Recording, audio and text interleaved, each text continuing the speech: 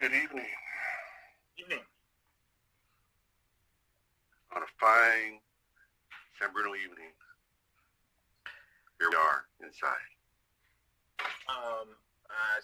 City Clerk and staff, are we ready? Yes, we are. Thank you so much.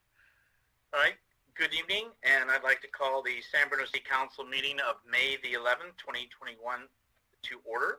May we please have a roll call? Councilmember Hamilton?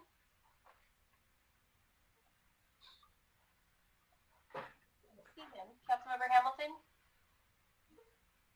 I'm not sure he can hear us.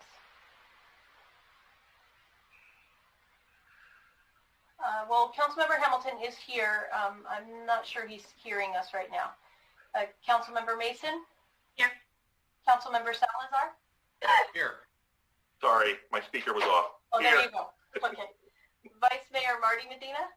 Here. Mayor Rico Medina? Here.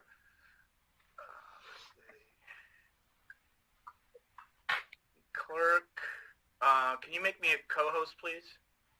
Yes.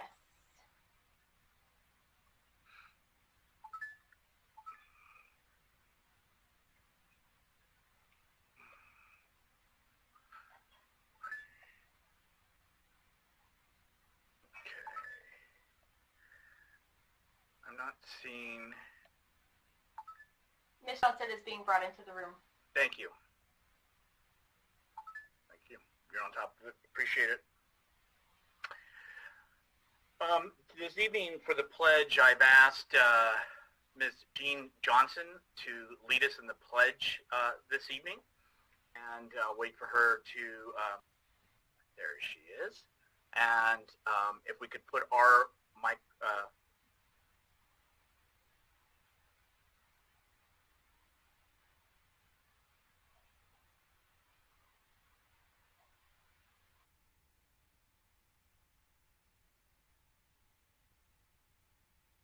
Jean, if you could turn your mic on. There you go. Whenever you're ready. I pledge allegiance to the flag of the United States of America and to the republic for which it stands, one nation, under God, indivisible, with liberty and justice for all. I want to thank Jean Johnson for leading us in the pledge, and the reason for that is a few things. First, Jean is a past president and on the Friends of the Library for like past 10 years. She also is somebody who has volunteered to the library in many capacities, from book sales, organizing the little lobby sale, and it's folks like Jean in these more difficult times when we didn't have pages that has stepped up and helped us out. In addition to Marcia Glassner, who was a page, and then when we had to shut things down, she still said, hey, I want to volunteer. And now she's coming back helping us as a page again. And also Marianne Dornless, who retired in 2005 from the library, but through COVID has come back to help the library and the services. And Tim will tell me, Jean, that all of you folks and what you do has been critical and essential to keeping things going and helping provide the service to the community. So I wanted to thank you very much, and I appreciate you being here and leading us this evening. You're welcome. You have a good evening, and you're not required to stay through the meeting. Thank you. Good night. Now we'll move on to public comments for items not on the agenda. And so at this time, if it's not on the agenda, if you could please raise your virtual hand. And this is for individuals who will be allowed up to 3 minutes. It is the council's policy to refer matters raised in this forum to staff for investigation and or action where appropriate. The Brown Act prohibits the council from discussing or acting upon any matter not agendized pursuant to state law. And I will turn it over to our city clerk. Paul Wojcicki? Good evening. Can you hear me? Yes, whenever you're ready, Paul. Yeah, I've got a comment. Would it be possible to link the agenda packet items to tabs so that we don't have to search through the entire PDF document to find the staff report? I find it really annoying to have to scroll through numerous pages to try to find the item that goes with the agenda item, and it'd just make it easier. You could just click on it and we'll go right to it, and we could read that instead of having to search through a big, huge PDF document. Thank you.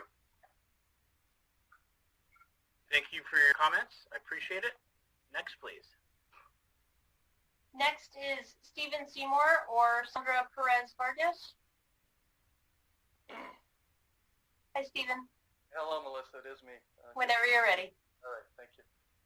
I just wanted to invite Sam Bruno down. I know that Linda's going to be speaking later about this, but she's going to be covering topics I'm not, I believe. I'd like to invite Sam Bruno down to the Peninsula Art Museum. Today I started helping them staff it, and it's a wonderful addition to the mall and also to the city. It's great that the Peninsula Art Museum decided to put their footing here in San Bruno. And there's a couple of artists, one in particular that I really like, Jamie Bresniski. He's local to Pacifica. Wonderful large paintings, aerial landscapes. He really has a craft worth seeing. The museum is just that. It's a museum. While some of the pieces can be purchased, it's really about just offering San Bruno and the greater peninsula the ability to see works of art by local artists. I'll be volunteering and staffing it on Tuesdays and Thursdays, and I'd really like to invite San Bruno down. Today we had quite a few guests walk in. And if you're an artist in San Bruno or anywhere and you're listening right now, there's a form that can be filled out on site or on the Peninsula Art Museum website so that you may be considered for future showings. But it's a wonderful addition to San Bruno, and I'd just like to invite everybody in the listening public down to the Tanforan Mall to see the Peninsula Art Museum. Thank you very much. Thank you. I'm not seeing any other hands up at this time. We'll ask one more time, and then we will go ahead and move on to item number 4 on our agenda, announcements and presentations. First item is to receive an update on COVID-19 response efforts. I'll turn it over to Jennifer Dianos, please. Good evening, Mayor and members of City Council, members of the public. We're just pulling up the presentation right now. My name is Jennifer Dianos. I am the assistant to the city manager, and I'm here this evening representing the Emergency Operations Center Public Information Team. We will go over the Blueprint for a Safer Economy, our local statistics, and modifications to city services. A reminder to stay connected, and as always, I'll be available for questions at the end of the presentation. So today was a big day for a change in our status for the Blueprint for a Safer Economy. We did move to the yellow tier. That was announced by the state earlier today, and it goes into effect tomorrow, Wednesday, May 12th at 12:01 a.m. And what does that mean to businesses? Well, it actually means a lot. There are a lot of changes to allowances for indoor operations as well as outdoor. So they're all on the screen. I'm just going to go through them quickly so that we can get the information out to those that are not looking at the screen.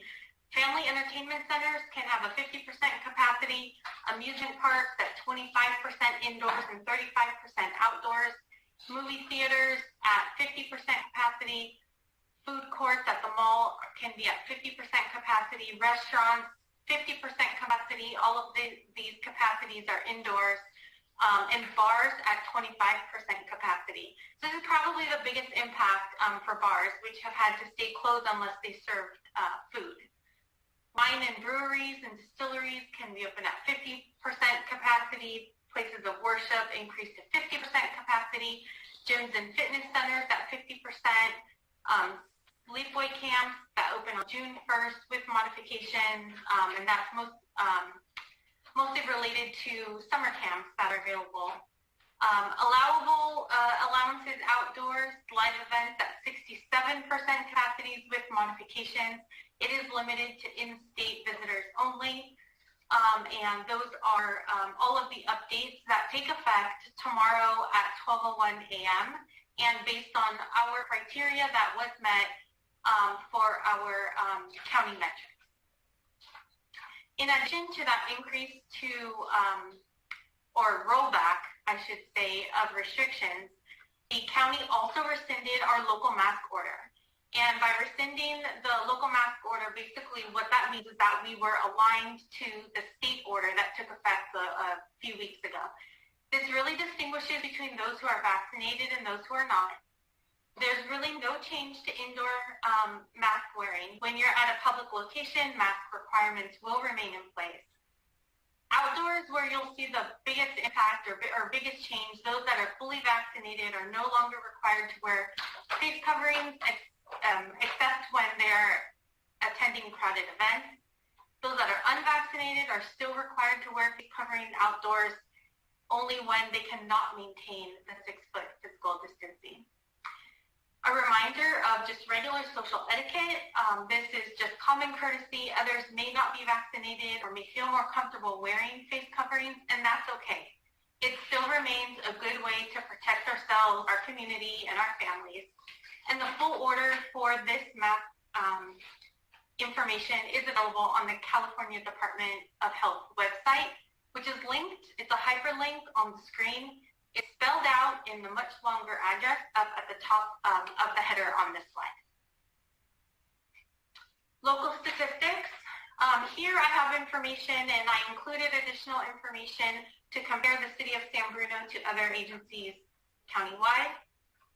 Total cases in San Bruno as of this past Friday, May 6th, is 2,360.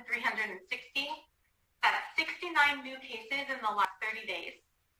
A slight uptick since our last 30-day report, which was reported to you at the last council meeting at 50. So it's important to remain aware and to remain cautious. Countywide, there's a total of 41,844 total cases, and that's as of yesterday, May 10th. 420 cases within the last 30 days, and 568 deaths. And the color coding on the map on the screen, you could see the different shades of blue, and that shows in our vicinity we're comparable to local agencies. Within the county, it is spread out a little bit depending agency to agency, but it is all relative within the county. On this slide, we have statistics for vaccinations. For San Bruno in particular, our vaccination rate of residents that are 16 age and older is at 75.7%. We have a range for our health equity quartile. We have about 4 census tracts within our city, and so that range is from 64% to 73.5% based on the different census tracts that are within our jurisdiction. Countywide, the total for 16 and older is 76.4. So up above, we're just below the county, we're at 75.7. And then for the health equity quartile, the average is 64%. So we're equal and just above, depending on the census tract countywide. That's also shown by imagery of dot size on the map in front of you. Vaccine clinic schedules, this still remains a critical part to our recovery. Vaccine clinics are available countywide. All Californians aged 16 and above are eligible for a vaccine. There has been discussion of that going down to the 12 to 15 year range. That information has not yet been added within our county. It may be forthcoming. Local appointments are available at this time to 16 and over, and most are available without appointments. And so there are opportunities. The county put together a calendar that shows all of the local vaccine clinics that are located throughout the county, as well as mass vaccination sites. They're all available on a county calendar. It's linked on the screen. It's also linked on our website. And I'm going to read it out loud just for the benefit of those that are not looking at the screen, and that's www.smchealth.org/vaccine clinic calendar. Changes to city services. So we have some operational modifications. Picnic reservations will open beginning tomorrow. Picnic areas are available at Commodore, Grundy, and San Bruno City Park. Some sites at City Park will remain closed due to construction of the new Recreation and Aquatic Center, and reservations must be made at least 7 days in advance.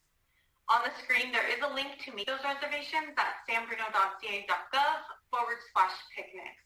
There are some rules and requirements that are included on the website. If you have to show proof of identification, you have to submit payment. There are restrictions in terms of capacity that is sometimes tied to the size of the picnic site. And of course, there's the max capacity depending on what tier we are on for the Blueprint for a Safer Economy. And the library, as you know, did open for Browse and Go. We have current hours that are daily, Monday through Friday, and we're happy to announce that we will be expanding that to now offer Saturday hours. This will be new beginning June 5th. So we still have about a month away before this takes effect, but starting June 5th, Saturday hours will be available from 10 a.m. to 12 p.m. for Browse and Go, curbside pickup from 1 to 2, and 3 to 5 Browse and Go as well. This does not change the availability for the Browse and Go and the curbside pickup Monday through Friday, so those will remain the same. There's also the Recreation Center programming, the virtual programming, and the summer in-person camps that are still available, although they're not on the screen, as well as Senior Center virtual programming and our lunch program that still remains available. A reminder to stay connected and follow us on social media. Today, the fastest way to get information out about our change to the yellow tier was to post it on social media. And so if you're not already following us, please do so. Please sign up for our emergency alerts at SMC Alert. And with that, Mr. Mayor, I am available for any questions. Thank you, Jennifer, for your presentation. And let's turn to Vice Mayor Medina, please. Yes, thank you, Jennifer, for that report. It's great that we're really approaching, hopefully, the end of this, being in the yellow tier, and everyone still needs to be careful. The question I have for you tonight is, what portions of City Park will remain closed?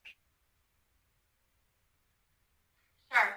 So I can get that information. They are specific picnic sites, and they are related to the proximity of the actual construction. I'm sorry I don't have the number, the picnic number site, the site numbers, but I can get that information out. Great. And this is for the Recreation Aquatic Center, or for the project to do the paving along the baseball field site? So that's going to depend on construction activity. So at this time, I'm going to say both, but it's really going to vary. It's going to depend. Okay. Thank you very much. Any other questions? Okay. Jennifer, again, thank you. If you could stop sharing the screen, we'll bring it back to council. Thank you very much again. Thank you. All right, we'll proceed on to the next item, provide summary of the San Bruno Spring Cleanup Event. And we see that our Recology GM is here, Kirsten Noki, and welcome. Hi, thank you. Good evening, Mayor and Council members. Thank you for allowing me to take a minute to review the results from our second community cleanup event. I want to first thank the Church of Jesus Christ of Latter-day Saints for allowing us to utilize their parking lot for this event. This great space allowed for increased safety and allowed us to let more residents onto the property, and we therefore avoided a backup on Sneath Lane. The event welcomed in 264 San Bruno residents from 8 a.m. to 11 a.m. It was, to say the least, a huge success. We diverted 6,700 pounds of electronic waste and 8,000 pounds of paint out of the landfill. We also prevented mattresses, refrigerators, and exercise machines from potentially becoming abandoned waste. Residents absolutely utilized the opportunity to clean out their garage, side yards, attics, and contributed to the 31,000 pounds of garbage collected. Nearly 23 tons of material were totally collected. We could not have called the event a success without the help of the volunteers. We had 18 volunteers contribute their valuable time, including but not limited to our entire city council, mayor, city manager, and police chief. Recology employees also jumped at the chance to give back and help out. Thank you again to the City of San Bruno for the partnership with this event. Thank you. Thank you, and we do appreciate it. Just as a point of reference, in October when it was first held, it was 161 vehicles, so 264, and everyone appreciate everybody help and lending a hand, and also to the folks at the church for allowing us that opportunity. I think logistically it just made a lot more sense, and it was a very smooth day.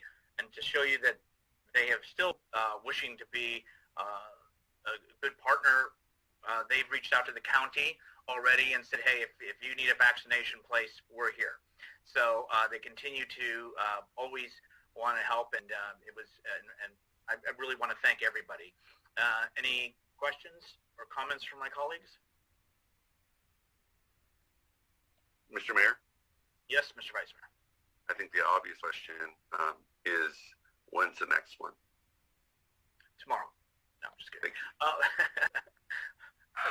Let's throw that to Recology for right now, though I know there's not a date set, but what is... Thank you for asking that. I think we're definitely want to have another one. I think the last one was, in November? So let's look to have a discussion with staff in the next one in another 6 months probably or so. I think right now, twice a year is working, 2 very good successes, and we can only build from it. So definitely something we want to talk about. Thank you for the question. I think it was October 17th off the top. I was thinking last year, and of course the date was picked because it was normally we've done the Operation Clean Sweep, so this was something in lieu of that, so that was helpful. Anything else from my colleagues? Just a quick comment. Yes. Through the mayor. Such a successful event. It was an honor to be able to participate in it, and this was also the first opportunity I've had to be in the same physical location as all 4 of my colleagues on council, and I'm glad it was able to happen at such an important community-focused event. So thanks everyone. It was really well done. Thank you, and yes, and not only did it was the first time that we've all been together, and also they put us to work. So if nothing else, I want to thank again everybody, and appreciate your update and presentation, and enjoy your evening. Thank you. Okay, now we're going to move on to the next item. Item C, announced proclamation for Peace Officers Day. I'll read a little bit, and then I'm going to ask the chief to come in as well. So during May 9th to the 15th of this year is National Police Week in San Bruno. Normally we used to have that at the mall, as you know, but obviously with COVID that is not possible. But for some historical perspective, it's whereas in 1962, recognizing critical role that peace officers serve in keeping our communities safe and the ultimate price paid that calling by so many, President Kennedy proclaimed May 15th to be National Peace Officers Memorial Day, and the calendar week in which May 15th falls as National Police Week. And whereas there are approximately 900,000 peace officers working in communities across the United States, including the dedicated members of the San Bruno Police Department, and whereas, and this people may not know this, but whereas the former police chief Arthur Meehan and a former San Bruno police officer, Albert Courtney, were both killed in the line of duty while serving our community in 1923 and in 1924, respectively. And whereas the peace officers of the San Bruno Police Department serve a critical role in safeguarding the rights and freedoms of the people of our community every day, whereas it is important for those of our community to better understand the duties, responsibilities, and challenges of their local police department, and whereas it is important for members of our police department to continuously recognize their duty to serve people courageously, safeguarding their lives and property. Whereas the City of San Bruno wishes to honor and remember the peace officers who have lost their lives in the most noble calling, both in San Bruno and beyond. Whereas the City of San Bruno wishes to convey its appreciation for the dedicated service of the members of the San Bruno Police Department and peace officers everywhere, and now, therefore, have it be resolved, I, Rico E. Medina, Mayor of the City of San Bruno, do hereby declare May 15, 2021 to be National Peace Officers Memorial Day, and the week of May 9th through the 15th to be National Police Week, in honor of the peace officers who, through their courage, deeds, have paid the ultimate price in service to their communities, as well as to the families and loved ones of the fallen, and to the brave peace officers who continue to answer the calling to protect us 24 hours a day, 365 days a year. So with that, I will hand it over to our police chief, and I appreciate you being here this evening. And I think I believe that the council very much appreciates all that are the men and women of this department and throughout that do preserve our community and safeguard. Chief? First of all, thank you very much, Mr. Mayor, and to all of you members of council for taking a few moments and for sharing these kind words. Please know that they mean a great deal to the men and women, to all those who wear the uniform and go about trying to do the best work they can daily to keep us all safe. It is definitely with a heavy heart that I accept those words from you this evening. The last 24 hours have been very difficult for law enforcement family in the Bay Area. We lost Detective Luca Benedetti of the San Luis Obispo Police Department, who comes from a San Bruno family, yesterday while serving a search warrant in San Luis Obispo. He's a 13-year veteran and a detective of that department, but more importantly, a loving husband, a father of two, and again, a San Bruno family. And my heart really goes out to the sacrifice that family has paid in that loss today. This particular one hits home for me as a very important person in my life. Early on, a field training officer and a partner of mine in San Diego lost his life a few years ago the exact same way, serving a search warrant and being shot immediately upon entering the residence. It's a reminder that it is a very dangerous job, and that we need to respect the sacrifice that's made. Additionally, this morning, the Stockton Police Department, a little closer to home, lost Officer Jimmy In, a 6-year veteran of the department, and yet again, even more important, a loving husband. His wife is also a member of the Stockton Police Department and leaves behind a 7-month-old and 2 stepchildren as well. So this week really was originally about honoring those who have paid that ultimate sacrifice. But I think that the reason the whole week was declared was in the spirit that we all look at our own families and loved ones and saying that we shouldn't only give thanks to these individuals when they're gone. We need to show some appreciation for the work they're doing while they're still here. And I think that your words and taking the time to make this proclamation have gone a long way to doing that. The last year has certainly brought forward a lot of calls for reform and difficult conversations between police and the communities they serve. But I firmly believe that the only path forward is for us to find this mutual ground of respect, where we respect the communities we serve and your wishes, and where at the same time communities realize that the actions of a few bad actors does not spoil the whole bunch of apples. The vast majority of police officers come to work every day to do an exceedingly difficult job that becomes more difficult every day. And they do so under scrutiny that would cause most people to cave in their day jobs. And yet they do it, and they do it proudly. And so I really appreciate your words, and I appreciate honoring those who have paid that ultimate sacrifice, as well as those who take the risk of paying that sacrifice every day and showing up to work, including right here in our own community of San Bruno. Thank you very much.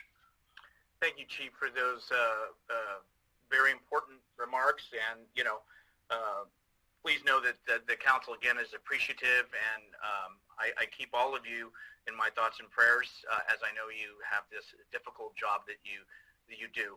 And again, our much thanks on behalf of San Bruno. So thank you, sir. And with that, we're going to move on to item D, and that's proclaiming for Wildfire Awareness Month. We'll be bringing in our fire chief. Declaring May 2021 as Wildfire Awareness Month in San Bruno. Whereas the city of San Bruno is committed to ensuring the safety and security for those living or visiting our city, and whereas wildfire is a serious public safety concern both locally and nationally, and homes are locations where people are at greatest risk from fire. And whereas May is Wildfire Awareness Month and is dedicated to wildfire prevention and preparedness. And I'll read it because I want to hear more from our fire chief. But whereas residents of California, fire-prone communities need to accept responsibility for living in these high-hazard areas, and whereas residents should practice home fire escape plans in every household, including with visitors, and whereas residents should get out and stay out, never going back inside the home for people, pets, or things.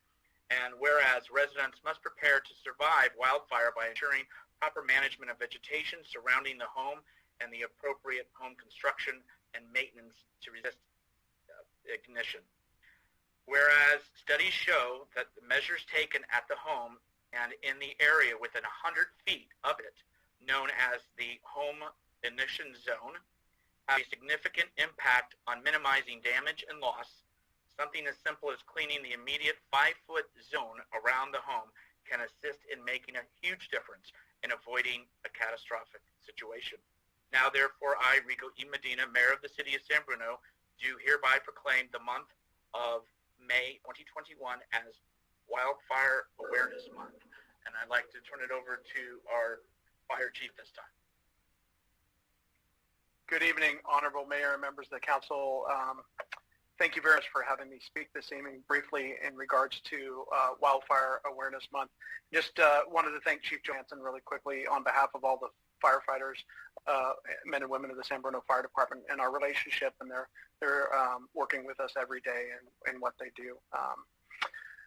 In regards to Wildfire Awareness Month, I just wanted to speak briefly about the proclamation and some of the initiatives we're working on to address the wildfire threat here in the city of San Bruno.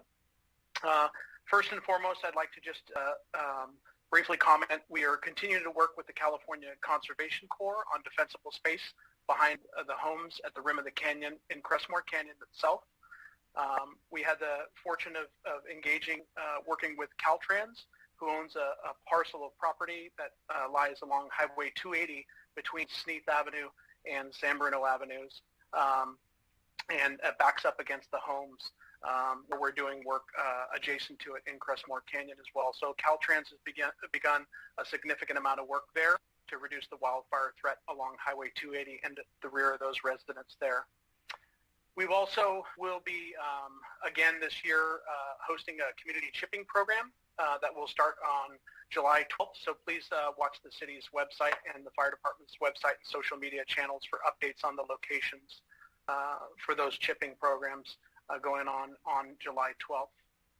And then I'm happy to announce just today we were able to pick up a new fire engine, a special fire engine from Cal OES. This is what they call a Type 6 engine, and it's a wildland engine you see here in the picture before you. And it's a specialized piece of equipment that's really meant for the tight, narrow roads and off-road areas that we have, some of them in San Bruno and some in our region, like Crestmore Canyon, Sweeney Ridge, and other wildland areas in San Bruno, throughout San Mateo County, and throughout, obviously, the state of California. This new piece of equipment comes to San Bruno from Cal OES at no cost to the city, and is valued at over $250,000 for the vehicle itself. It does require us to respond on statewide emergencies, as we have always done through the statewide mutual aid system, but it's available for our use in the city of San Bruno locally on a day-to-day basis and within the county and the region as well. The San Bruno Fire Department has partnered with the city of South San Francisco, the Central County Fire Department and the San Mateo County Consolidated Fire Department, who've all received these Type 6 wildland fire engines. It's kind of a unique opportunity to have what we call a strike team of those 5 like pieces of equipment in the same exact region to respond locally for emergencies and statewide as well. And then an important part to note is that the city and county of San Francisco have also received 5 of these wildland engines as well. So there's a total of 10 in the region, which are really a unique piece of equipment that's specifically designed for wildland fires. So it's really great that they're here in a very close proximity to our city and the region to be able to protect the peninsula. This new engine will be housed at Station 52 on Earl Avenue. And this picture was taken today. We lined them all up. This is the Cal OES office at Mather in Sacramento, and we wanted to take a quick opportunity to recognize and thank Cal OES for that. And just our last thing for Wildfire Awareness Month is just a reminder that in late January, I briefed the council and residents on the region-wide effort for the Zone Haven standardized evacuation platform. And the San Bruno Fire Department is going to be rolling out that platform in the coming months. And in conclusion, I just want to thank the city manager and the city council for their continued support for our wildfire mitigation efforts throughout San Bruno. Thank you. Thank you, Chief, for that presentation and update. And I do see we have a member of our public who'd like to speak on the proclamation of Wildfire Awareness Month. City Clerk, can you?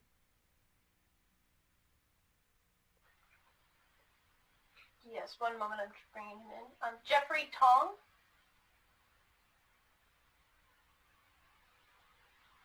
Jeffrey, I'm trying to get you unmuted.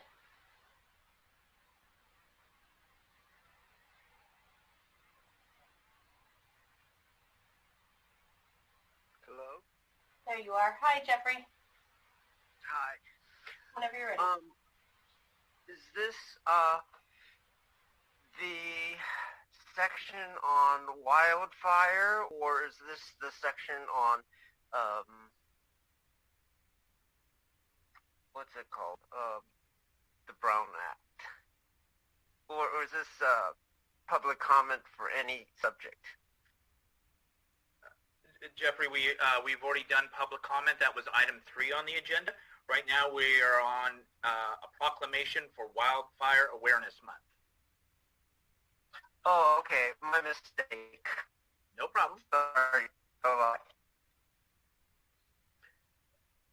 I see no other hands. And Chief, and I know, you know, you're thanking us and you're thanking the manager, and all of that is appreciated. But also I want to thank you and Gage, because as far as in our San Mateo County, we were one of the first to get one of these vehicles, and then I guess they liked your idea in other communities, so they started saying, how about me? How about me? But I'm proud to say that thanks to your initiative and the departments by having this, and of course it is a safeguard for our canyon and for other areas, and we have that at our available disposal. And let me tell you, you got it for a good price. So we appreciate that and having those resources available. So thank you, Chief. Thank you.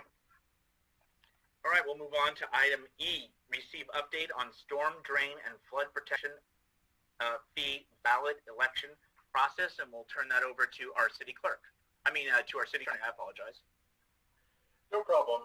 Good evening, Mr. Mayor, members of the City Council. Just a very brief update on this. So staff and others received a question about why the names of individuals and their property addresses are listed on the stormwater fee ballot. And I just wanted to be sure that everybody knew what the answer to the question was, but most importantly, why it's the answer. So the answer is, yes, that's correct. It's required by state law. So the next question is, well, why would that be? Why is that? And so it's important to understand that elections for these certain kinds of property-related fees are different from your normal municipal or other local, state, or national elections. For example, in those elections, basically every registered voter could vote, but these are property-related fees, so only property owners can vote. And under state law, both Prop 218 and Prop 26 adopted by the voters in California. It was determined that with respect to these particular ballots, the name of the individual who's voting, that is the property owner, and the address of the property have to be on the ballot. And furthermore, that those ballots are determined to be public records. And you wonder, well, why is that? My other ballots aren't public records. And the answer to that is that in 2014, the legislature adopted a new rule that specifically said that for these kinds of property owner fees and assessments, the entire ballot is a public record, both the name and the address of the property. That was determined because there was some issues about certain agencies in the state of California that were conducting these elections with what the legislature believed was improper degree of transparency. So this was an effort to make sure that both the electorate and public officials are able to understand what the results of the election are and why. So all of those ballots, including the name and address, are public records. And so the city is required to follow state law, and we do follow state law. That information was published on the ballot, that it would be a public record. And so while that is different than the other elections the city has had over the last 3 decades, it's been quite a while since the city adopted a property-related fee. Those new laws do apply to these sorts of elections for property-related fees. So I hope that answers everyone's question, and I'd be happy to answer any questions from any of you. Thank you very much, Mr. Mayor. Are there any questions from colleagues? Seeing none, thank you, City Attorney. You're very welcome. And now we'll move on to a consent calendar. All items are considered routine or implemented at an earlier council action and may be enacted by one motion. There will be no separate discussion unless requested. Is there any item that colleagues wish to pull for a separate vote?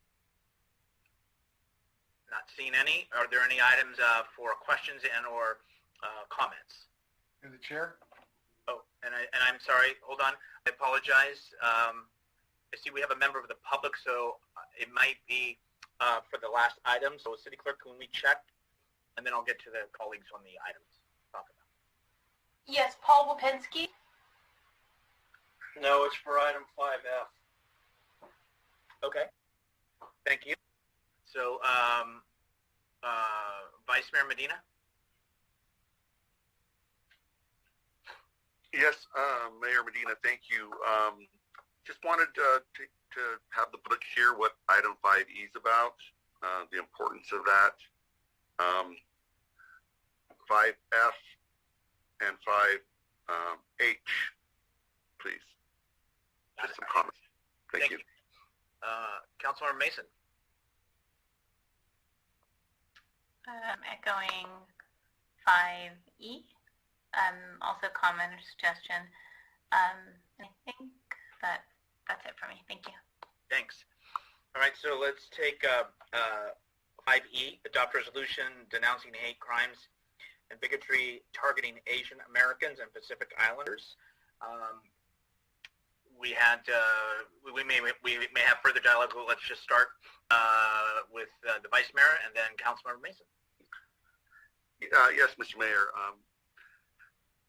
A proclamation. I think we should acknowledge it and perhaps even go ahead and announce it. It's just kind of odd that it's in the consent.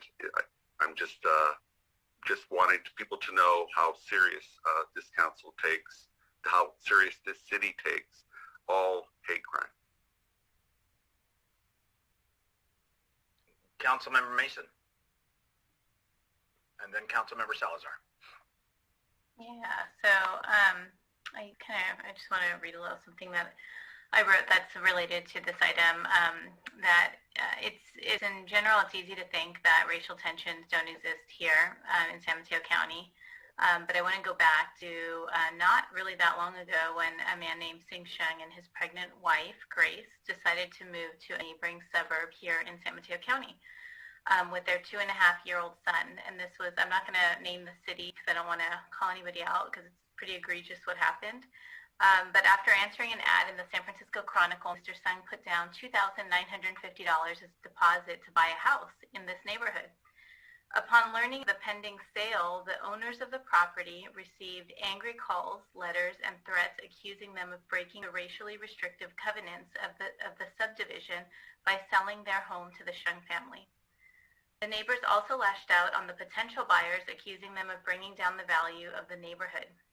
Mr. Shung asked that the neighborhood vote on whether his family could live there in a democratic way.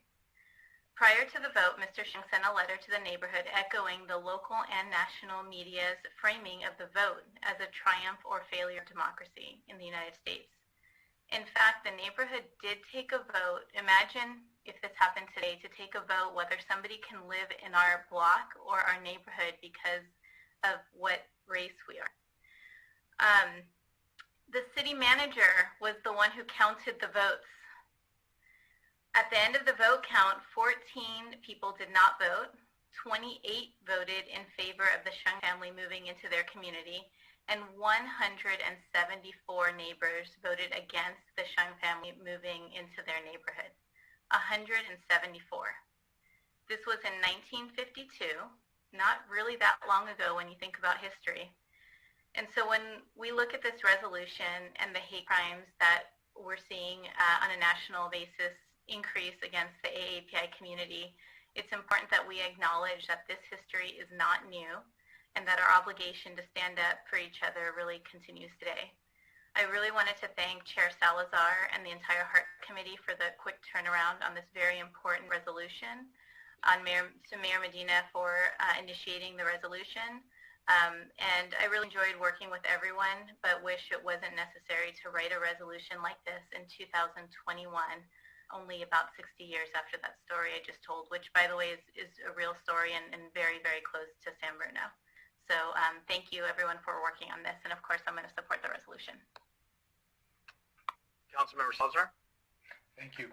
And Councilmember Mason alluded to this, but I wanted to thank Council and the Mayor for allowing the Heart Committee to take this project on and allowing us to work on this. And I also wanted to thank the members of the Heart Committee and especially Councilmember Mason, who was very engaged in the process and in putting this together and bringing a product back to us here as a full council. And so, I wanted to make sure that the members of the committee were recognized for their contributions in this. And, while this resolution may be words on a piece of paper, the process, I think, is also important in that we did engage with representatives of our community, and the statement that we are submitting to the council today is a reflection, a concurrence from those community members in terms of what we believe in and what we're recognizing as an issue. Without getting into reading the whole resolution, it does state a number of facts, including the fact that there have been thousands of incidents recorded nationwide, hundreds just here in the Bay Area. And so, I mean, these are shocking statistics, but they are true. And our resolution also states in no uncertain terms that the city of San Bruno will not tolerate these things in our community nor our extended communities.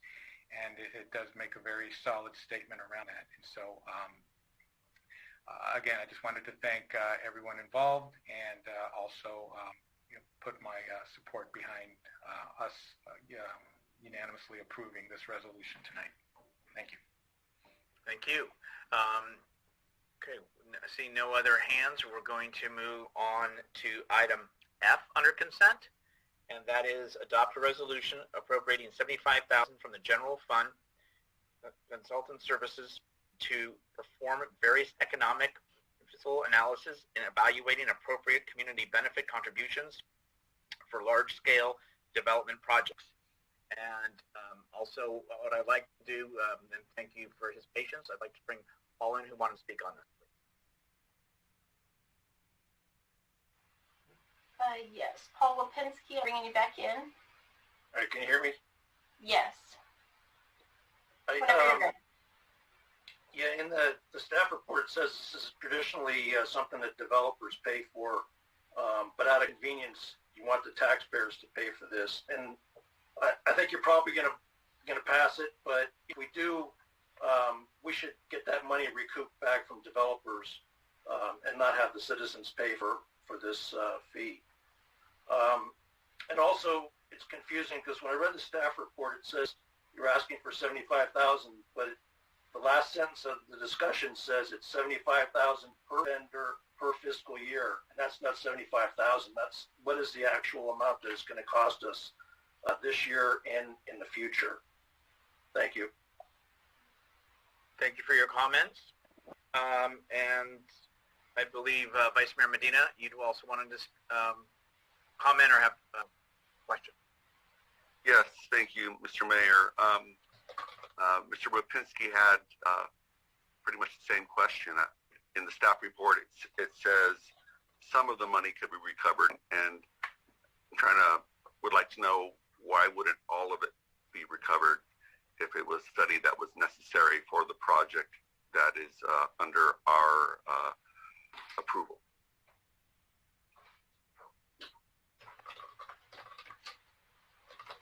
Is there anybody on staff who might be able to assist in that question, please? City Manager. Sure. Members of the council, Javon Grogan, City Manager.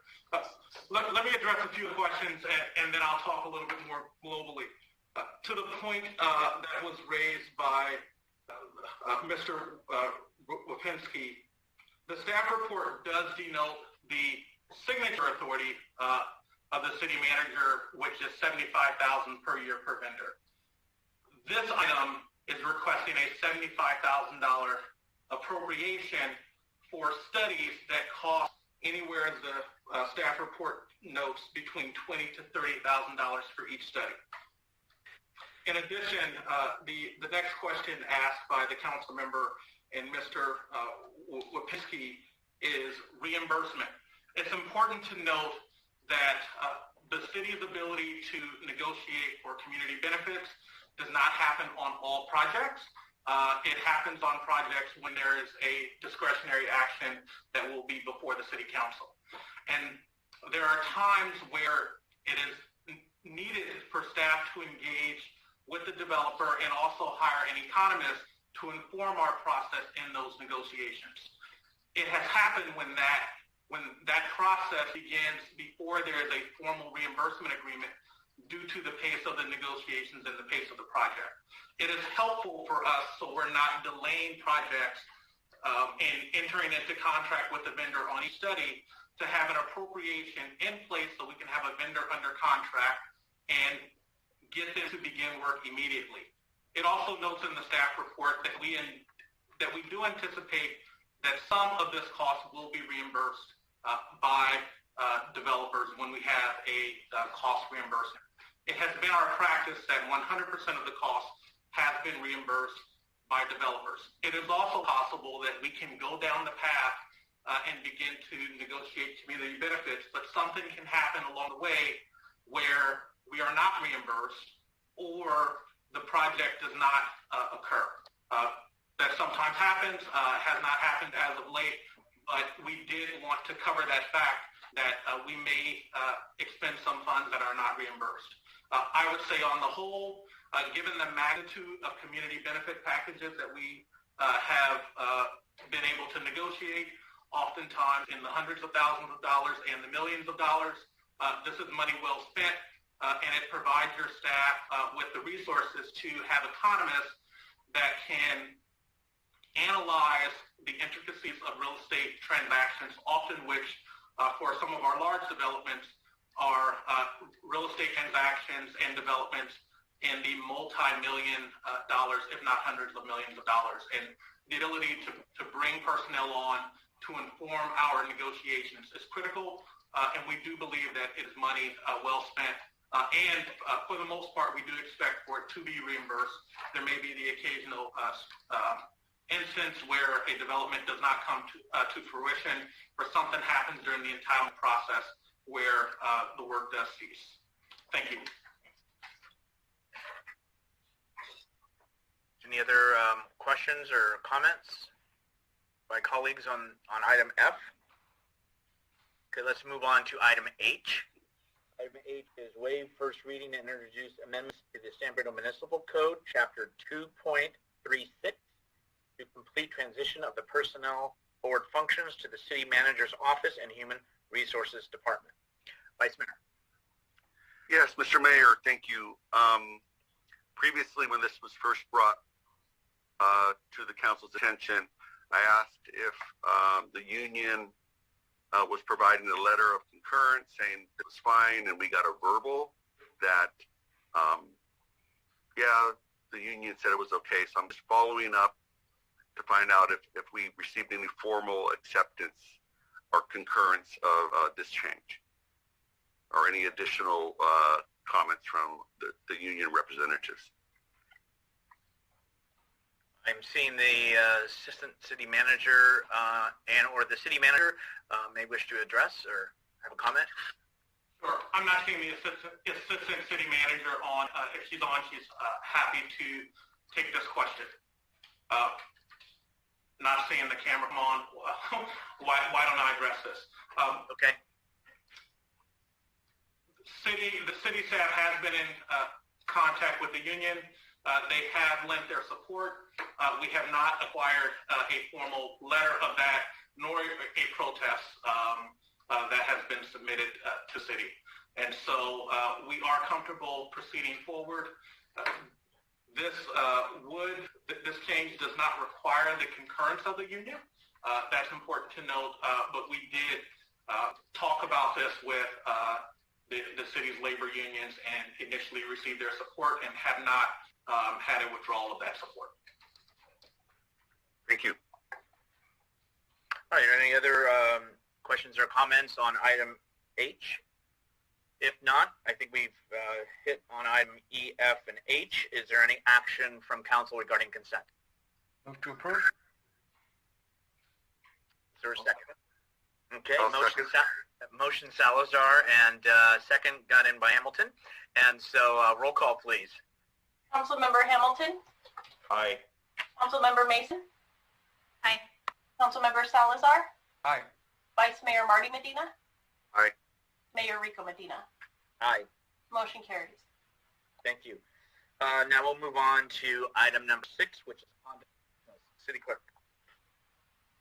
Item 6A, adopt a resolution authorizing the city manager to purchase units for the downtown trash receptacles project in an amount not to exceed $130,000 and allocating $130,000 from the Solid Waste/Recycling Fund, AB 939. I'd like to turn this over to our city manager, please. Sure. Good afternoon, Mayor, members of the council, and citizens. We are here tonight to discuss a item to purchase downtown trash receptacles. It may seem like a simple thing, but it is very important to the aesthetics and fabric of our downtown. We last talked about this item in a study session on March 9th, and we intended to fund this project through the city's budget process, and you'll be receiving the proposed budget in June. And so you may be asking, why are we here before you tonight? Well, we're here before you tonight because in proceeding down the path to select the trash cans and respond to the council member feedback, our discussions with one of the select potential vendors has revealed that they intend to increase prices due to increasing steel prices nationally as of May 31st, 2021. And so should we want to move forward, there's a minor savings of approximately $73 per can. And so we wanted to bring this forward to see if we can have direction and an appropriation of funds, and then we would place that order expeditiously.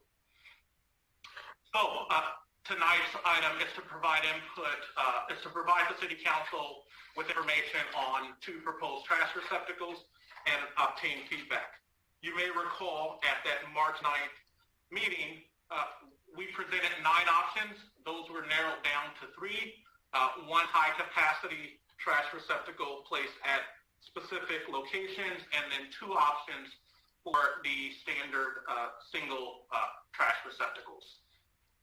The images that you have on the screen, the one above on the right-hand side is of our current trash receptacles, and the one below is actually a test that was installed a few years ago outside of Starbucks. And I think we've talked before that with respect to durability and appeal, it did not hold up, and it's great that we have tossed out that option. Agenda, a little bit of background, trash receptacle criteria. We'll talk about the options. We'll provide a recommendation as well as an alternative, and take questions again with the goal, if we can, to have final direction here tonight on purchasing trash cans for downtown and potentially other locations in the city. So the council and the community may remember that the city completed a San Mateo Avenue conceptual streetscape and adopted that plan on October 22nd, 2019. And that can really call for a lot. It called for a design palette to reactivate and revitalize the pedestrian fabric of downtown. And it also had certain standards for what street furniture should look like. But in reality, that was still a 10,000 foot plan, and bringing it down to the 1 foot level requires additional study as well as implementation of specific projects. And the project we're talking about here tonight is just one component of moving forward with improving the trash receptacles downtown. It's also worth mentioning that on March 9th, we talked about newspaper racks. Staff has not lost that. We are continuing to analyze that project and work with the newspaper companies, and we'll bring forward a recommended direction for council at a later time with regard to newspaper racks. So next are the images from the streetscape plan. Again, 10,000 feet, highly conceptual, and what you see is a lot of steel.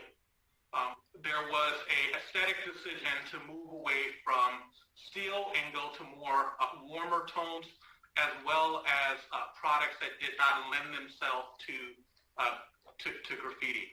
And so what you will see in the recommended palette for trash receptacles is in alignment with moving away from steel and going to more warmer tones.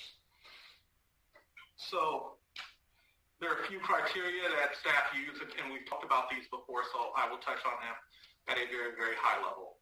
So a minimum capacity for the standard trash receptacles of 32 gallons, as requested through our conversations with Recology. All receptacles should have a lid or cover to withstand weather conditions, ease of maintenance, and we have discussed all of the potential options with Recology to ensure that they are serviceable without undue challenges. The material of the receptacle should be graffiti, rust, fire, and stain resistant, and there are currently 37 receptacles downtown on San Mateo Avenue. You know, I neglected to mention that there is staff in the Public Works Department that is available to answer detailed questions. The last time this presentation was given to you, it was by our Public Works Director, who separated from the city to take another session, and so I'm pinch hitting tonight. So, receptacle options. So, at our last study session, the City Council really chose the high-capacity, big-belly receptacles, both a recycling and a trash, at specific locations. We talked about a few, and we'll note those areas are noted in the staff report. We know 3 areas in the staff report: Starbucks, Roma's, and Citibank. And we're looking at identifying 3 other locations and talking to Recology about which cans have the most trash and doing a survey of downtown. But option A has replacing trash cans with up to 6 locations for the big bellies. And then the difference between option A and option B is the trash receptacle. On March 9th, the City Council tentatively took those 8 options for trash cans and narrowed down to 2. One is an embossed steel trash can as shown in option B, and the other is option A, which is the steel Do More trash can. And the feedback we heard from the City Council on March 9th was it is a aesthetically pleasing can, but concerns about durability. And so we'll talk about that in just one short moment. So as a reminder, the Big Belly kiosks, those are double station kiosks with both recycling and trash. There's a standard capacity of 50 gallons. We are recommending the higher capacity that has 150 gallons, and it is solar and compactable. And as we know, there are locations on San Bruno Avenue on San Mateo Avenue where the trash does overflow, and having these larger capacity cans is something we've talked about. While cost should not be the only factor, it's worth noting that the standard capacity is 4,500 per kiosk, and the higher capacity is 9,300 per kiosk. It's worth noting that we are continuing to evaluate a 5-year service options for each of these 6 receptacles. It's roughly $200 a month, so that's $1,200 a month, or $14,400 per year for the 6 high capacity. The city can cover this cost through our existing revenue from the 1% AB 939 fee without any additional funds needed from allocations needed from the city council or ratepayers. So option A, the 32-gallon Do More trash can. This is the option that staff is recommending due to the aesthetics, and this is also the can that is at Earl Glenview Park. It has a waist hood. It's 32 gallons. Heavy steel at 194 pounds. Cost is roughly $1,500 each. With regard to durability of the wood, staff has communicated with the vendor, and they are able to offer a slight customization on this product and replace the wood with a recycled plastic. And it's a plastic wood that is a heavy dense resin that is more durable and easier to maintain. And so in the image above has the trash can, and they didn't have an image on their website, but we did want to provide a cutout of the recommended color, which I believe is an antique mahogany with a textured charcoal can. The next option, which admittedly is a lower cost option, probably beauty is in the eye of the beholder, but it is a 38-gallon can. It's lighter, so 62 pounds, and that unit costs $620. It is slightly more capacity. It is slightly more larger in its footprint than the other can, but it is an option, and it is an option that the City Council centered on as well. So at a high level, staff recommends option A, given its alignment to the aesthetics in the downtown streetscape plan. The estimated budget for equipment only is $105,000, and that's again for six locations for the Big Belly and 33 locations for the trash receptacle.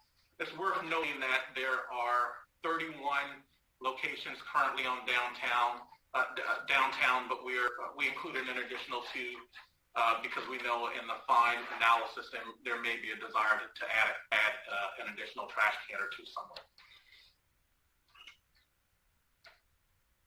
So an alternative is while there are a total of 39 locations downtown, there are an additional 7 trash receptacles along El Camino Cherry Avenue that are serviced by Recology. And so if we include those, it's a total of 46 stations at roughly $115,000.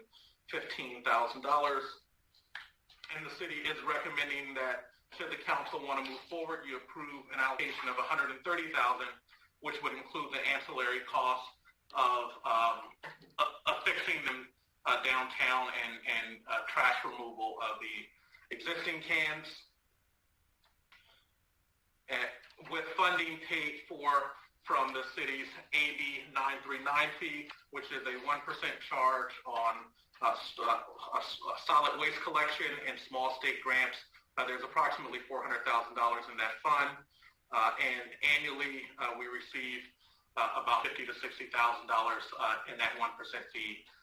Over the life of that fund, it has been as low as $20,000. But given the current revenue generation from that fund and the accumulation, we are able to cover the cost of this trash can installation as well as pay that annual ongoing service cost for the Big Belly solar high-capacity trash receptacles. So that concludes the presentation. We are, of course, here for questions. If I can't answer them, hopefully we have staff within the Public Works Department that can.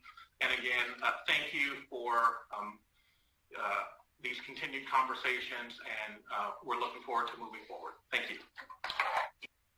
Thank you, City Manager, for the report. And if any members of the community would like to speak on this item, if you could raise your virtual hand, and we'll call on you very shortly. And then the only thing, I know you gave us the numbers of cans. Did we assess whether we need to replace each can, i.e. does it need to be 37, can it be 35, based on whatever recology had felt is works or doesn't? Sure. Thank you, Mr. Mayor, for that. The recommendation is to replace all of the cans for a consistent aesthetic look downtown. In addition, the cans are in various states of disrepair, some of which you could even call dilapidation. We have not gone through a analysis of what cans are in a condition where they have a useful life. I think aesthetically, there has been, I believe, a desire to replace them, and that's the direction we've been going down. But again, we're happy to replace some and keep others. Okay, thank you. City Clerk, why don't we please bring in the members of the public who wish to speak on this item? Yes, first is Julia.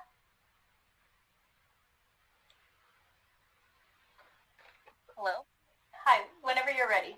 Okay, thank you. Good evening, Mayor and Council members. As a San Bruno resident, former member of the Beautification Commission, and someone who has done cleanups on San Mateo Avenue, I am excited for the addition of new receptacles in the area, but would like the council and staff to consider the following, probably in the future. One is adding receptacles next to every or more trash receptacles to encourage recycling, even non-high traffic areas. Much of the litter I remember picking up was recyclables. A lot of it was glass. Just adding back the same receptacles doesn't necessarily mean less litter if we aren't educating the downtown community. I did like the note from the city manager about serving existing receptacles and the level of trash in those receptacles. Second, consider matching colors of the receptacles, especially for the big bellies, to be blue for recycling and black for landfill. I realize that may not match the aesthetics, but it helps with the education and in getting the right materials and the right receptacles. And if the city cannot do any of the above, please add signage in English and Spanish indicating landfill and recycling, and also consider images of accepted items for each receptacle and prohibited items, especially on the big bellies. This helps in education and reducing contamination in each of the receptacles, even if it's minimal in nature. I know Mowbray downtown has receptacles with signage on it that are big bellies. There's no point adding recycling if it is constantly contaminated, and to further education from home with our 3 carts and bins, and now to public spaces such as downtown. Especially since I live near a park with no signage on the receptacle, so it's really confusing. So thank you. Thank you very much for your comments. Next speaker, please. Next speaker is Stephen Seymour. Hello, Melissa. Hello, whenever you're ready. All right. Hello, City Council members.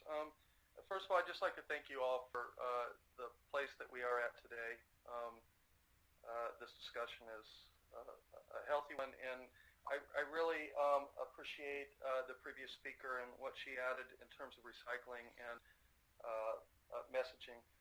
I would like you to think about some of these existing ones that are on the avenue today, maybe they could be refurbished. I've seen a lot of these type of containers that are done in mosaic and really make quite interesting art pieces and also are usable. I realize that when we're talking about recycling, maybe they don't offer that ability. But in terms of looking at the cost, maybe some of them could be kept and turned into interesting art pieces in certain areas on the avenue, and you could reduce the number of the new ones that you're buying.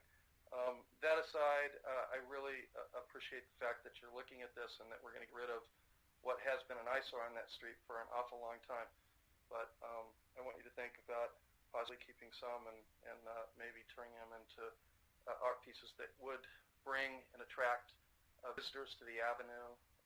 Those visitors would stay and shop and eat in our restaurants and might really kind of set San Bruno aside. I'm not sure, I can't think of anywhere on the peninsula where I've seen the kind of mosaic that I'm talking about, but certainly if you Google, you'll find all sorts of trash receptacles that are the exact ones that we have on the avenue that have been refurbished and then turned into interesting art pieces. Those are my comments. Thank you very much for carrying this conversation and for doing something about the despicable trash containers that have been on that avenue for a long time. Appreciate it. Thank you. Thank you for your comments. Next speaker, please. Jeffrey Tong.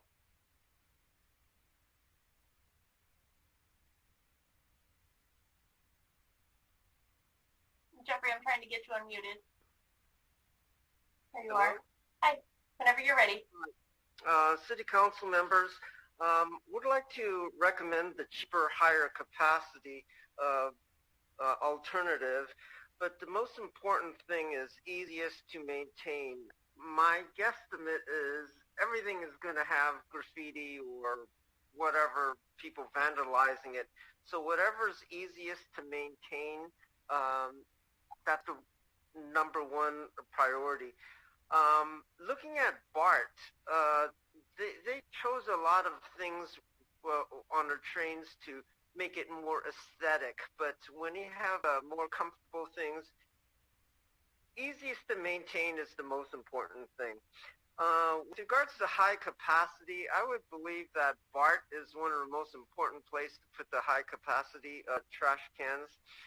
Lastly, I believe that a high fine is important to discourage people from littering and most importantly, dumping things.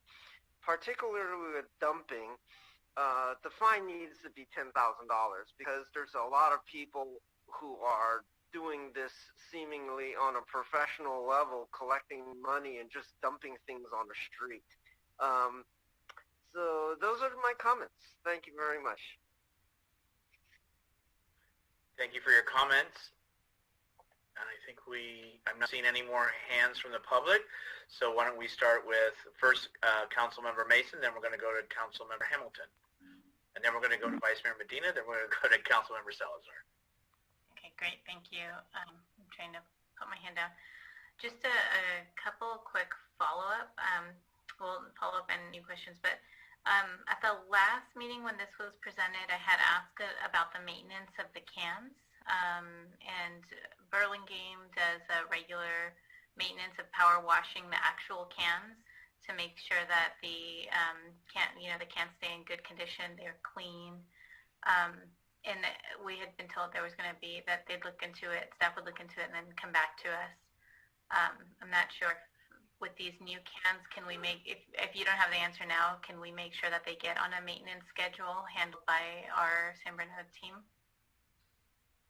Yes. Okay.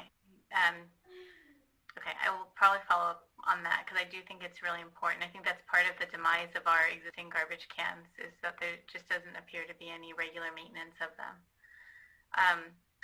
The other question I had was, last time we had been presented the cans with the magazine racks. Are the magazine racks coming back to us as a different item? Yes, the magazine racks will follow a different path. We are fast forwarding steel. Gotcha. Okay. And then I think he said in a, I think, clearer way than I would have written it, but Mr. Tong talked about maintenance of the cans.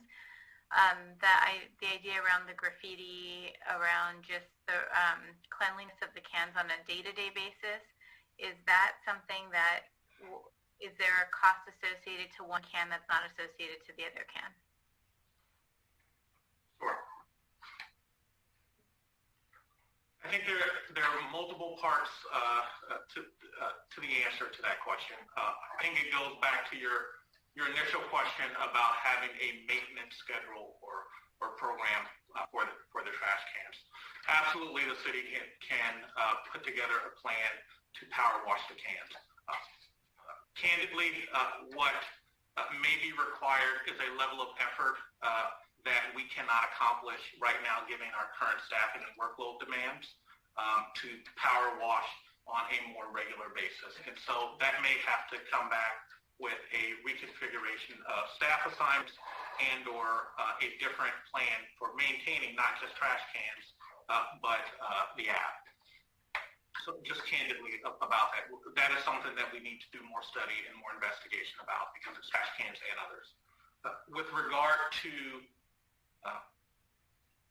the best can for maintenance, and why don't I talk sort of about the trash receptacles, the embossed version versus the newer version. Both of them can be power washed. Both of them do not have the type of slaps that the pilot that we have in front of Starbucks have, and so they lend themselves to being cleaned easily with power washing. The more version, because the vast majority of the surface is the recycled plastic, the comment from staff is that we believe that it will lend itself to a better long-term maintenance because constantly power washing steel erodes away the paint surface, and then you get to the metal and then rusty. And so we do believe that the Demore version will provide a better long-term, a better lifespan and aesthetics over the long term with sort of regular and reoccurring power washing, which I believe is envisioned.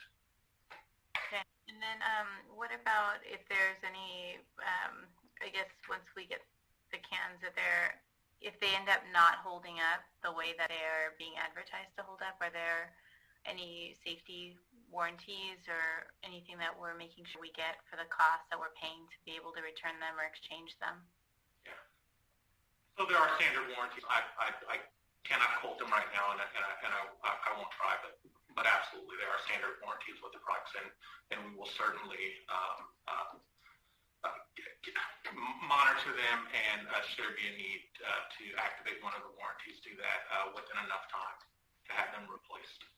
Okay, and just around the big bellies, the other areas that I think that may warrant them is, I feel like, and it could just be me, but in front of Los Primos, there's always garbage overflowing to the point where it appears that people actually bring their garbage and just leave it next to the garbage can. But I feel like that's a really high garbage area. And then in front of Signore's Pizza, just to, I don't really know how much is going to be direction at this point, since you're already going to be ordering them. But I do think those are two areas that are constantly overflowing. There's constantly, and as a result, you get garbage all over that whole area. So if there can be anything done to add some larger garbage cans, that would be wonderful. Thank you. Thanks for getting this back to us. Let's go to Councilmember Hamilton, please. Thank you. So most of what I was going to cover was covered in the conversation with Councilmember Mason. So I'll keep it quick. I want to thank staff for answering my pre-questions about the maintenance, especially of option A. When we first looked at this and the Dumar option that had the wood, I was very concerned about the wood not being able to stand up, and that's why I was leaning toward the other one, which I didn't like as nearly as much aesthetically. was worried that that the wood wouldn't stand up. So this resin option really seems like a much better option, and that can be maintained and cleaned. And I appreciate the very detailed information that was sent in response to my question about how it could be cleaned. So much information that I'm wondering if you're asking me to clean it, because I have enough information to do it myself now. So thank you for that. So I am supportive of option A, and very appreciative to staff for bringing this back to us so quickly. Thank you. Vice Mayor Medina. Yes, thank you. Thank you, staff, for the research. Just wanted to follow up on a couple items. For the Big Belly, does that cost include the foot pedal option? And for the model that in option A, did staff obtain any feedback from any other city that is using that model to hear from the customer how well it handles it holds up instead of relying on the vendor? And my last question is,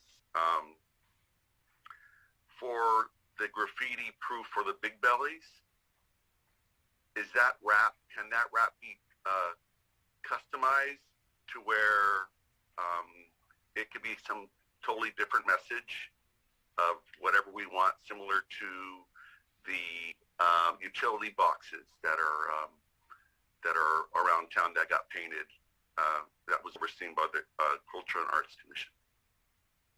Sure. So 2 questions. Can the wrap be customized? Absolutely. On the Big Bellies, it is a wrap and it can be customized.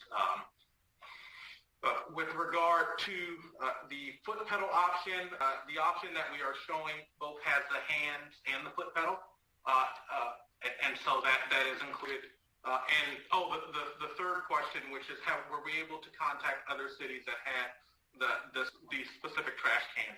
The answer is no, but we were able to contact ourselves because that trash can is at the Road Glenview Park. And so staff did take a look at the one at Road Glenview Park and is happy with both the quality and how it's holding up. Okay. Sorry, Mr. Mayor, I have one last thing from Jeffrey Tom's question. I've heard this many times. Hey, why don't you just increase the fines? But I think our city attorney will be able to answer it much better than I. That there's a limit to what you can fine somebody. So I was wondering if he can give an answer for Jeffrey Tom about the higher fine option. And our city attorney, yes, and I was just pulling up his email, which I could read, but I bet you it'll come much better from him than me reading the email. So, city attorney. Thank you. Well, if you read it, I'll be sure not to forget anything. So the basic principle is that the fines that are set forth in the San Bruno Municipal Code are those fines that are the maximum fines allowed by state law.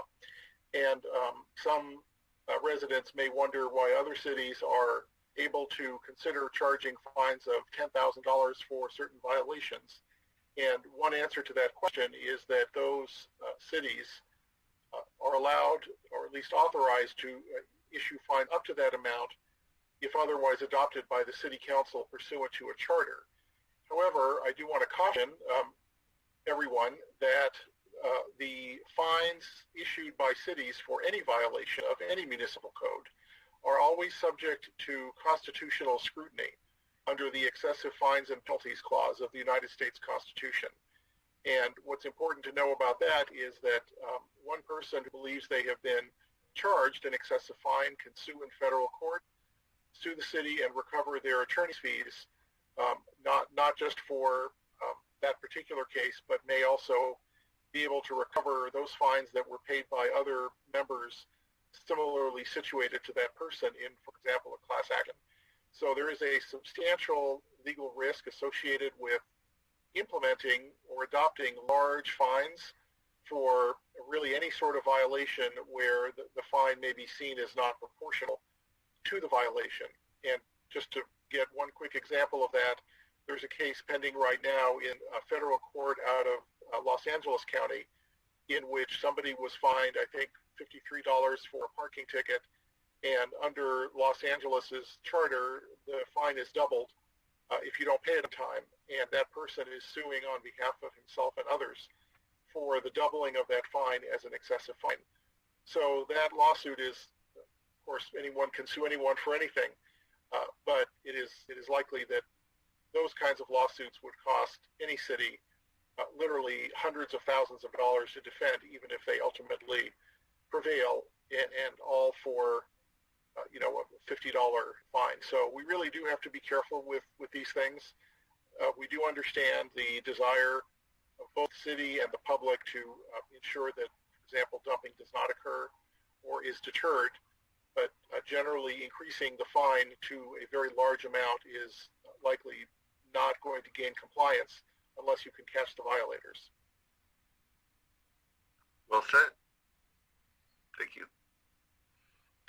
And then since on that, there was a comment about BART, but to my knowledge, and the city manager will know, that is that BART's property, they maintain those, or am I incorrect? So therefore, we would be spending taxpayers' dollars from San Bruno to help BART, which that is their responsibility. That is true. The trash cans in front of the BART station are maintained by BART. I do believe there are some on the outside of the rear mall entrance, and those are maintained by the mall as well. Thank you. Vice Mayor, were you done with your questions? Actually, I'm not. I wanted to express my support to the concept of refurbishing the garbage cans, if not for perhaps a separate project. Maybe they could be reused for the schools or some other public agency that would appreciate a mosaic on a garbage can.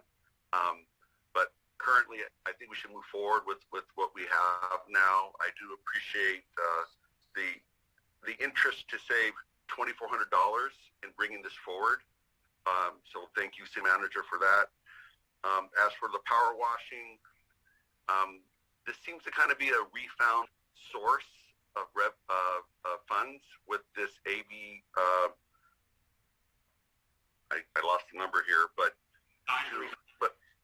that we could potentially include that in next year's budget. So those are my final comments. I am supportive of option A. Councilmember Salazar? Thank you. So I think, like all of my colleagues, I'm glad to see this moving forward. We definitely want to do something to address the appearance of our downtown, and as someone who's participated in Clean Sweep and spent time repairing those other trash cans, I can attest that they do suffer from a great deal of neglect and poor maintenance. Not only is the surface hard to clean because of the pebbled finish on it, but a lot of the metal portions of it that comprise the door and the opening and everything are so severely rusted that it's even with the coat of paint, it's hard to make them viable again. So it will be nice to have something down there. As I expressed last time, I still have a little bit of concern about the $10,000 garbage cans. To me, it still seems excessive, and I'm not thoroughly convinced that they will address the concerns around the garbage cans filling. And maybe I'm not looking at this or I'm misreading the specs on these, but from what I understand, we're getting 36-gallon, roughly, normal garbage cans versus a 50-gallon high-capacity garbage can. And it seems like even just getting two regular garbage cans would give you more capacity than one of these super garbage cans. And the capacity in those comes from the fact that they have a built-in compactor. But looking at the guts of it on their website, it looks like it's a very small capacity container, and it just kind of gets mashed down. And so in the end, I don't know if we're really getting the bang for the buck and paying that much more per unit, where we could possibly on busy corners put 2 garbage cans or add garbage cans catty corner from each other in areas that need it more. So it seems to me that would be more cost effective, especially if we're still going to be paying for the same amount of service to those garbage cans. And I know that the compactor models have the benefit where you service them less often because they can accumulate more, and so maybe you don't pick up every day, you pick up every other day. But we're not getting that benefit. We're still going to be paying for emptying all the garbage cans every day, and so there's no real benefit to it. So if staff wants to speak to that, that would be great. I saw in the staff report that they mentioned the solar variety of these. And then there was a picture of one that was the non-solar variety, and I believe that in the staff's presentation there was a reference made to the solar one. So I wanted clarification on whether we would be getting the solar version of it or not, because then if we're not, then that would require having to run power to that location, which is probably not currently there. And then also the availability of enough daylight in those locations to actually charge these things enough to keep doing their job. And also saw in the staff report that there was a discussion about lease versus buy on those. And I'm wondering if staff was recommending one way or the other. Is staff recommending a purchase? And if it is a purchase, then is there additional maintenance required in order to maintain the mechanical portion of that thing? And if not, it sounds like the option would be a better demand. And then finally, on the funds that we're pulling from to do this, I was curious as to, and I haven't seen this come up before. I think Vice Mayor Medina kind of alluded to this too. It's like, okay, we're not, we've been collecting this money for a long time, but we haven't really talked a lot about it. And so I'm wondering what other demands or constraints there are on those funds that we should know about or perhaps be concerned if we're going to be consuming those for this project.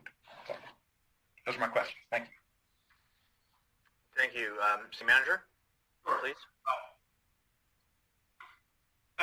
At a high level, I'll address the questions with regard to Big Belly and the options that are recommended for purchase.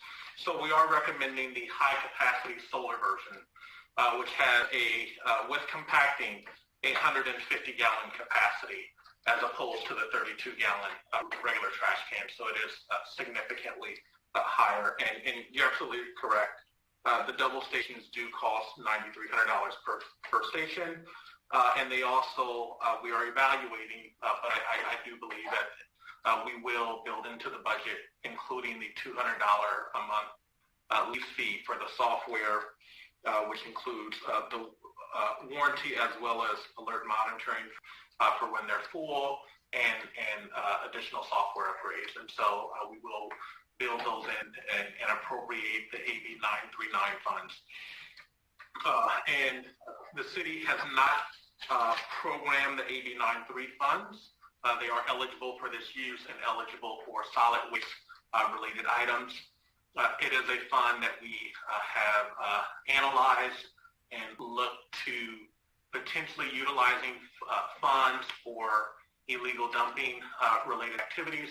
As the council knows, we are currently working with Recology and with the contract amendment that we are pursuing with them for supporting the city with illegal dumping. We want to see how that goes before appropriating additional funds from this fund to support illegal dumping. But you're absolutely right. It has been a source of funds, the 1% on solid waste that we have accumulated. While I have not been here the whole time those funds have been accumulating, I do know that cities accumulate those funds to be able to do things like this, because finding $100,000 to fund trash cans out of the general fund when you're sort of balancing between normal city services is challenging. And so accumulating funds like this that trickle in over years is a best practice. So you can replace all of your infrastructure, in this case, trash cans.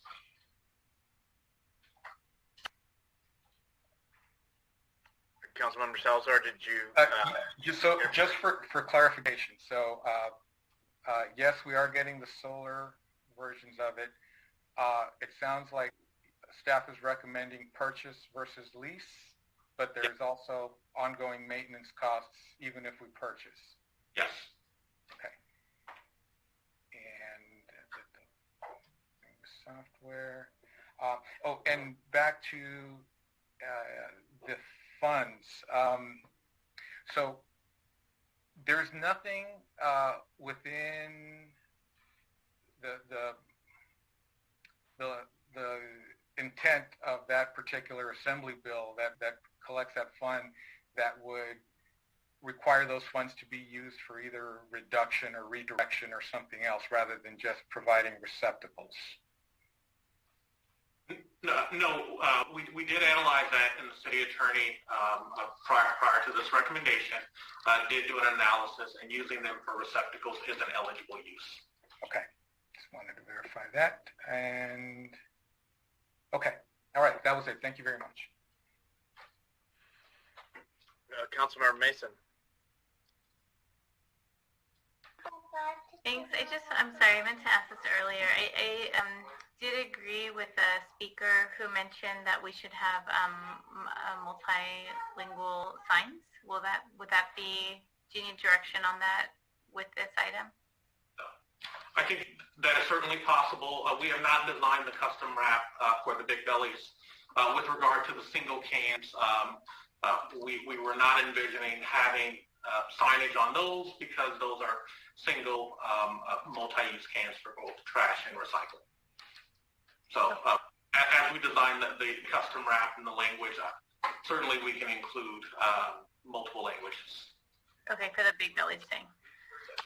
Okay, and then my other question was going to be, if in the future we see that there's I guess increasing garbage in the regular size bins, I'm wondering would it be possible and would it look funny to partner it later? So let's say in 2 years there's more and more garbage. Could we get another one of the same garbage cans? Is it going to look is it going to have faded and then they'd be side by side as a garbage and recycling bin?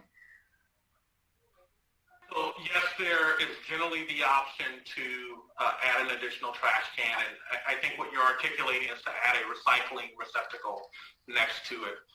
Typically, that is possible. I cannot guarantee at this point that in 3 or 5 years when we make that decision, the vendor will be making the exact same trash can in the exact same color. But in general, that is possible.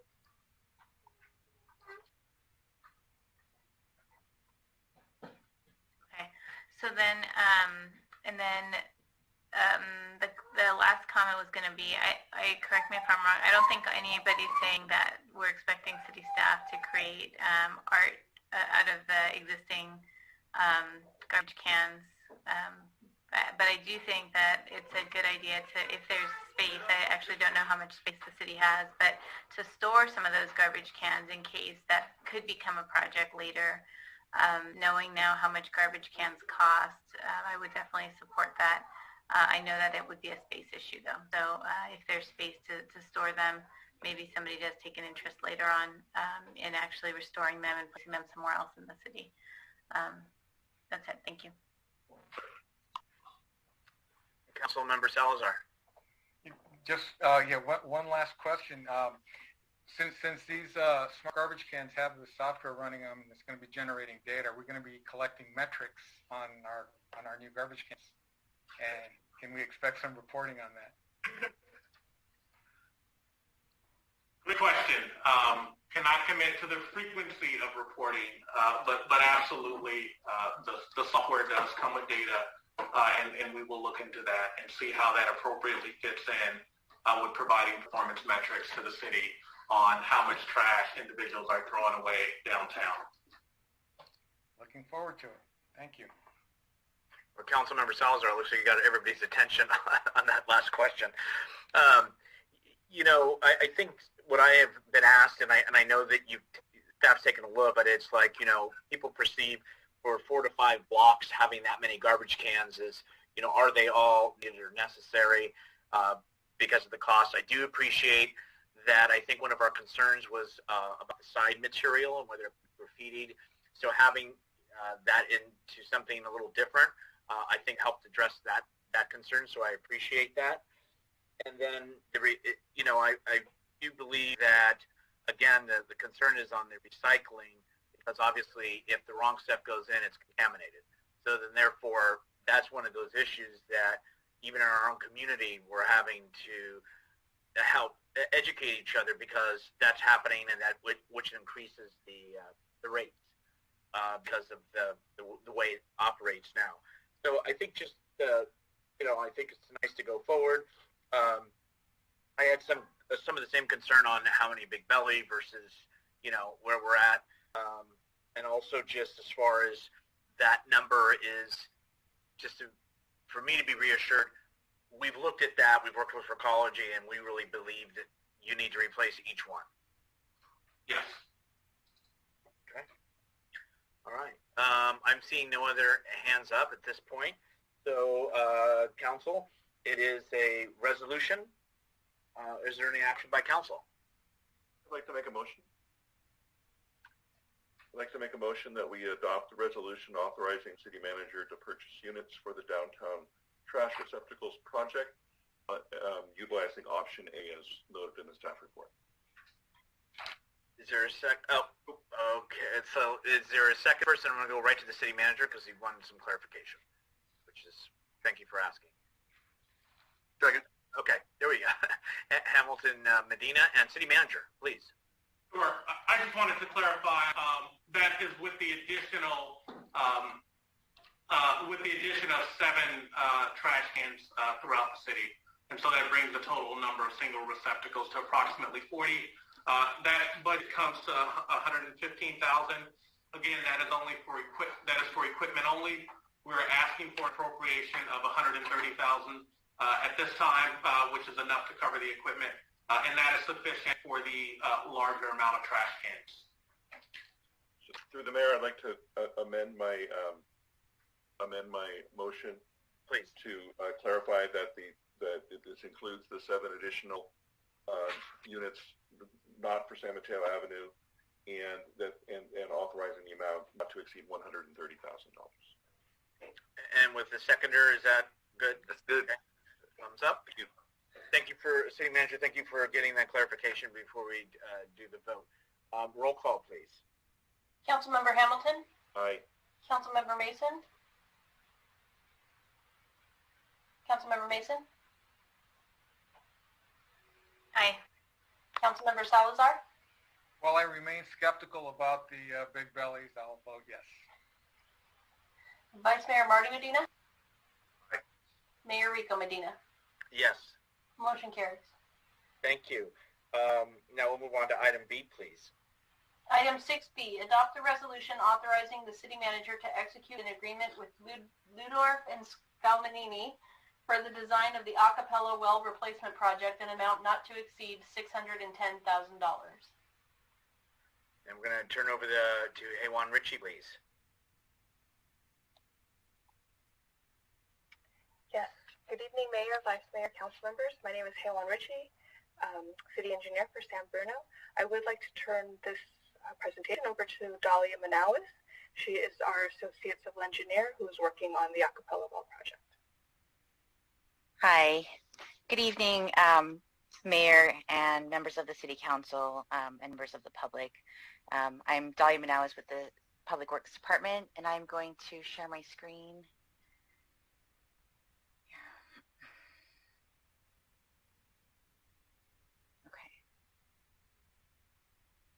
Okay, so I will be presenting on the a cappella well replacement project.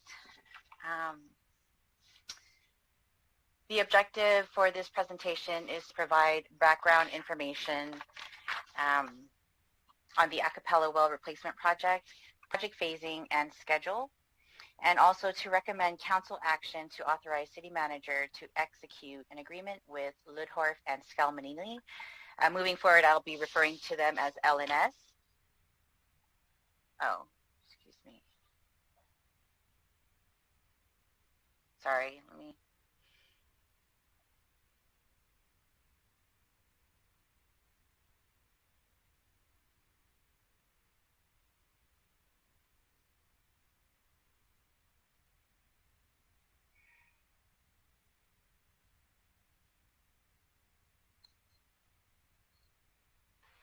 On the agenda,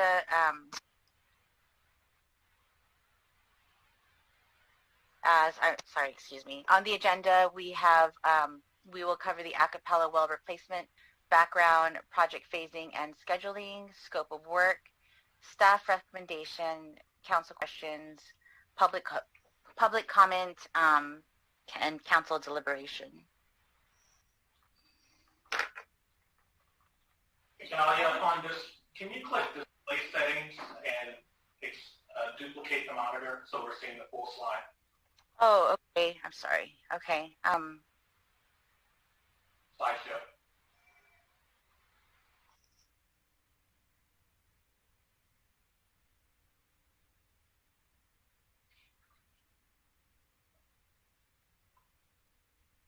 Okay. Is that Can you go to slideshow at the top?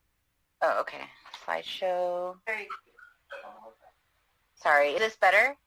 That's perfect. Okay, thank you. Sorry about that. I apologize.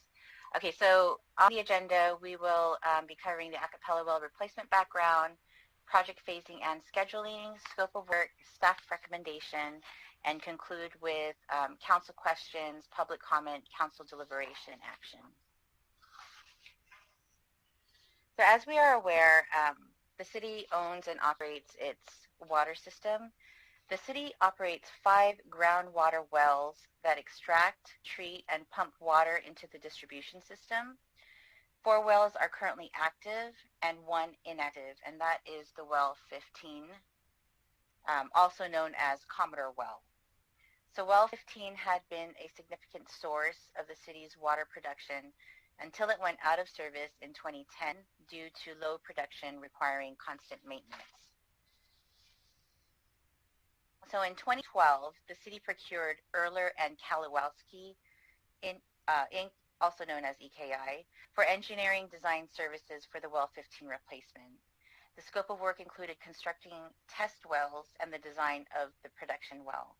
The following year, in 2013, the city evaluated 6 potential well sites for the well number 15 replacement project, and 2 sites were selected, a cappella site and Commodore site, were found to be best suitable for a new well for reasons related to the likelihood of high well yield production rate, located away from existing city wells resulting in less interference from other wells, no additional impact on the surrounding environment, and the ability to provide the additional supply to pressure zones 3, 4, and 5 without additional infrastructure that includes piping or pumps. In October of 2013, staff presented an update on well 15 replacement project to the City Council with a recommendation to proceed with design and award of a construction contract for the 2 wells. So one at the a cappella site and the other at the Commodore Park site here, you see in the circles. The first test well would be installed at the a cappella site and the other at the Commodore Park site. So the first well would be installed at the a cappella site, and if the results were favorable, the city would not drill the second test well at Commodore Park site, and this would result in substantial cost savings. In addition, the city would avoid any disruption to the dog park at Commodore Park. The City Council concurred with staff's recommendation. The following year, in September 2014, construction of the test well at the a cappella site was completed. Drilling logs were analyzed and water quality sampling was performed at the new test well. EKI concluded that a production well installed at the Acapella site should be capable of producing similar to the production rate of several other wells in San Bruno. So the water quality sampling data was reviewed, and it was concluded that a production well installed at the Acapella site would yield a combination of water quality and production rate satisfying the city's need. An additional test well would not be necessary. So during the conceptual design of the production well, it was determined that the required building footprint for the wellhead treatment facilities needed to be larger to accommodate the filters, piping, and electrical equipment. So the ingress and egress for the well site was obstructed by an adjacent vacant parcel that I've highlighted here in blue. So due to these site constraints, the project was halted. And in 2017, Monogram Residential Acapella, the property owner of the adjacent parcel at the time, executed a grant deed to transfer ownership of this adjacent parcel to the city, in which the city accepted on July 7, 2017. So by the time the city acquired additional real estate to move forward with the project, both the city and EKI had experienced a turnover with the team that had originally worked on the design that would necessitate the submittal of a new proposal, and had insufficient funds to finalize the design. Staff determined that design of the production well and facilities could be phased as another project and proceed with issuing the request for proposal. In January 2021, the city issued a request for proposals, which was posted on the city's website and sent to multiple consulting firms. One proposal was received from LNS. Staff conducted an evaluation on the received proposal and has determined that Ludhorf and Skalmanili is highly qualified, has demonstrated accurate project understanding, has substantial design experience on water well projects, and has successfully completed similar design projects for various water agencies across the state, such as San Jose Water Company, SFPUC, and the city of Mountain View. And the proposal cost is $610,000 and within the current budget of $1.8 million available in this fiscal year. So the Acapella well replacement project will be completed in 2 phases. The first phase will consist of designing and constructing a production well.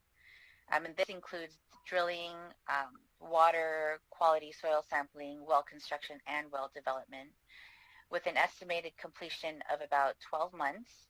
And the second phase will consist of designing and constructing the well facilities that includes necessary housing, pump, motor, automatic control equipment, such as SCADA, and discharge piping and disinfection equipment with an estimated completion of 18 months. So the scope of work for the Acapella well replacement project includes preparing bid documents and construction support for phase 1 and 2, also obtaining approvals and permits from regulatory agencies, and preparing required regulatory documents. The scope also includes decommissioning of well 15 in accordance with California's Title 22 Code of Regulations related to drinking water. So staff is recommending City Council to adopt resolution authorizing the city manager to execute an agreement with LNS for the design of the Acapella well replacement project in an amount not to exceed $610,000. And I will turn this over for any questions and discussions. Thank you for your presentation. I appreciate it. And if there's any members of the public that wish to speak, if you could raise your hand at this time. Wait a couple minutes and I'll turn it to council members for questions.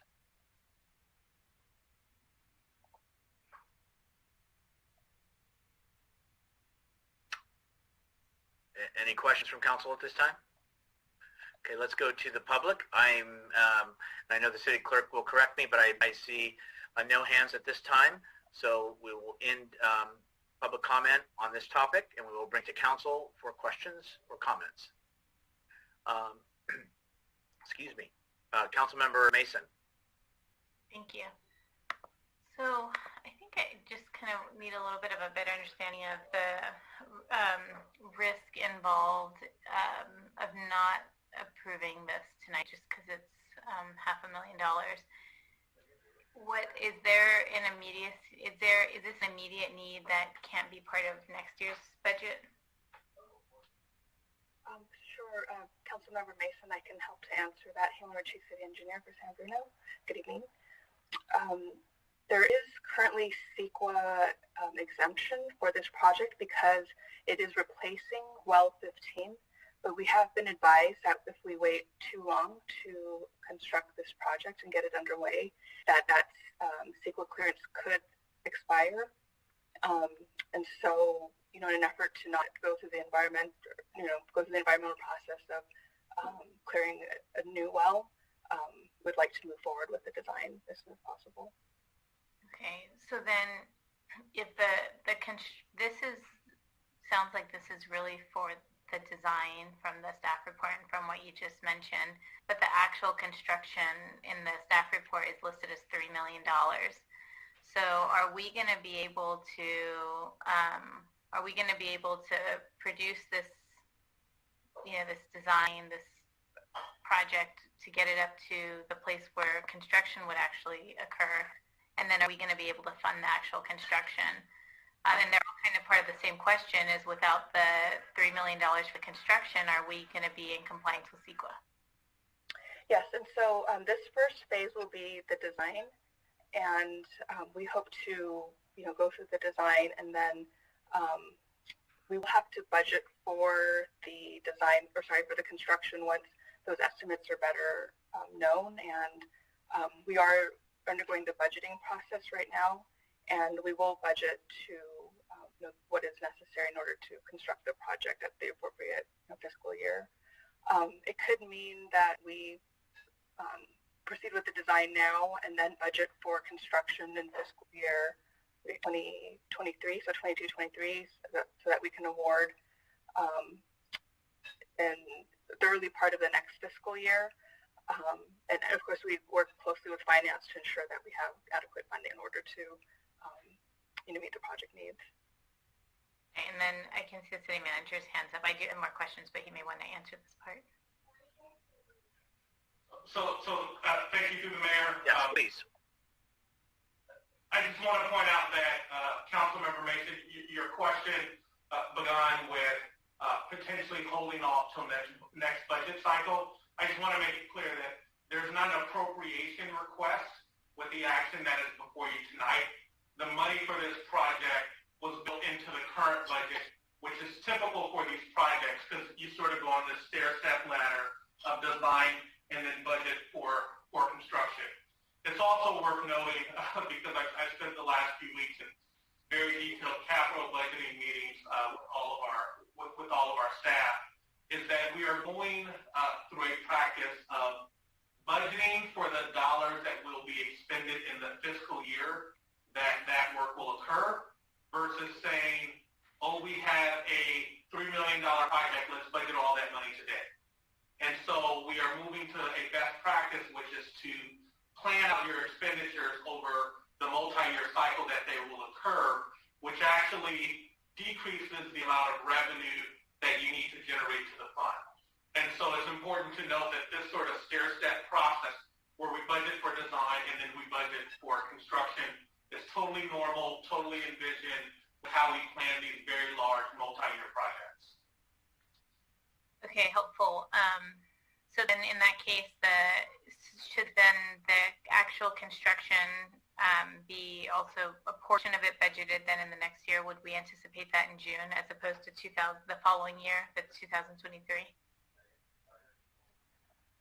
My recollection is that we are budgeting to design for this fiscal year, but that does beg the question of whether we'll need to potentially pre-appropriate a little bit earlier if we do get design done quickly and need to move to the construction phase. So that is possible. But I think currently we are budgeting to design until we have a better idea what the construction cost would be, because the first phase of construction is the production well, and there may potentially be adequate funding in order to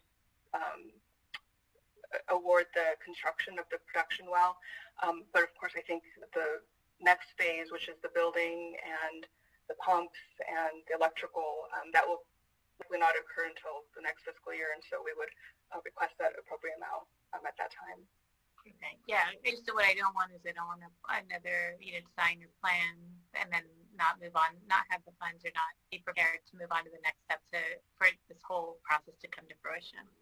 The other question I had is you mentioned that I think Daly City, South City, actually it's in let me pull up the staff report, that there's kind of like this GSR partnership, South San Francisco, Colma, Daly City, and San Bruno. And so whether this is, over $500,000, what are their contributions to this effort?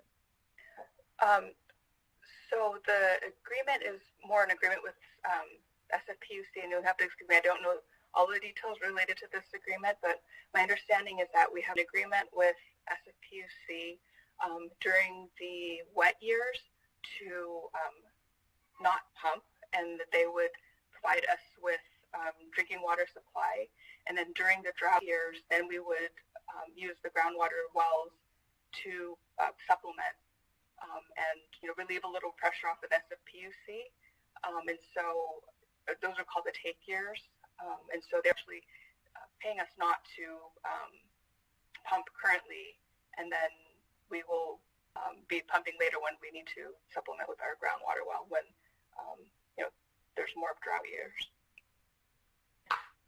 To the manager, if I can supplement that answer. Please, City Manager. It's also important to know the city engineer was absolutely right.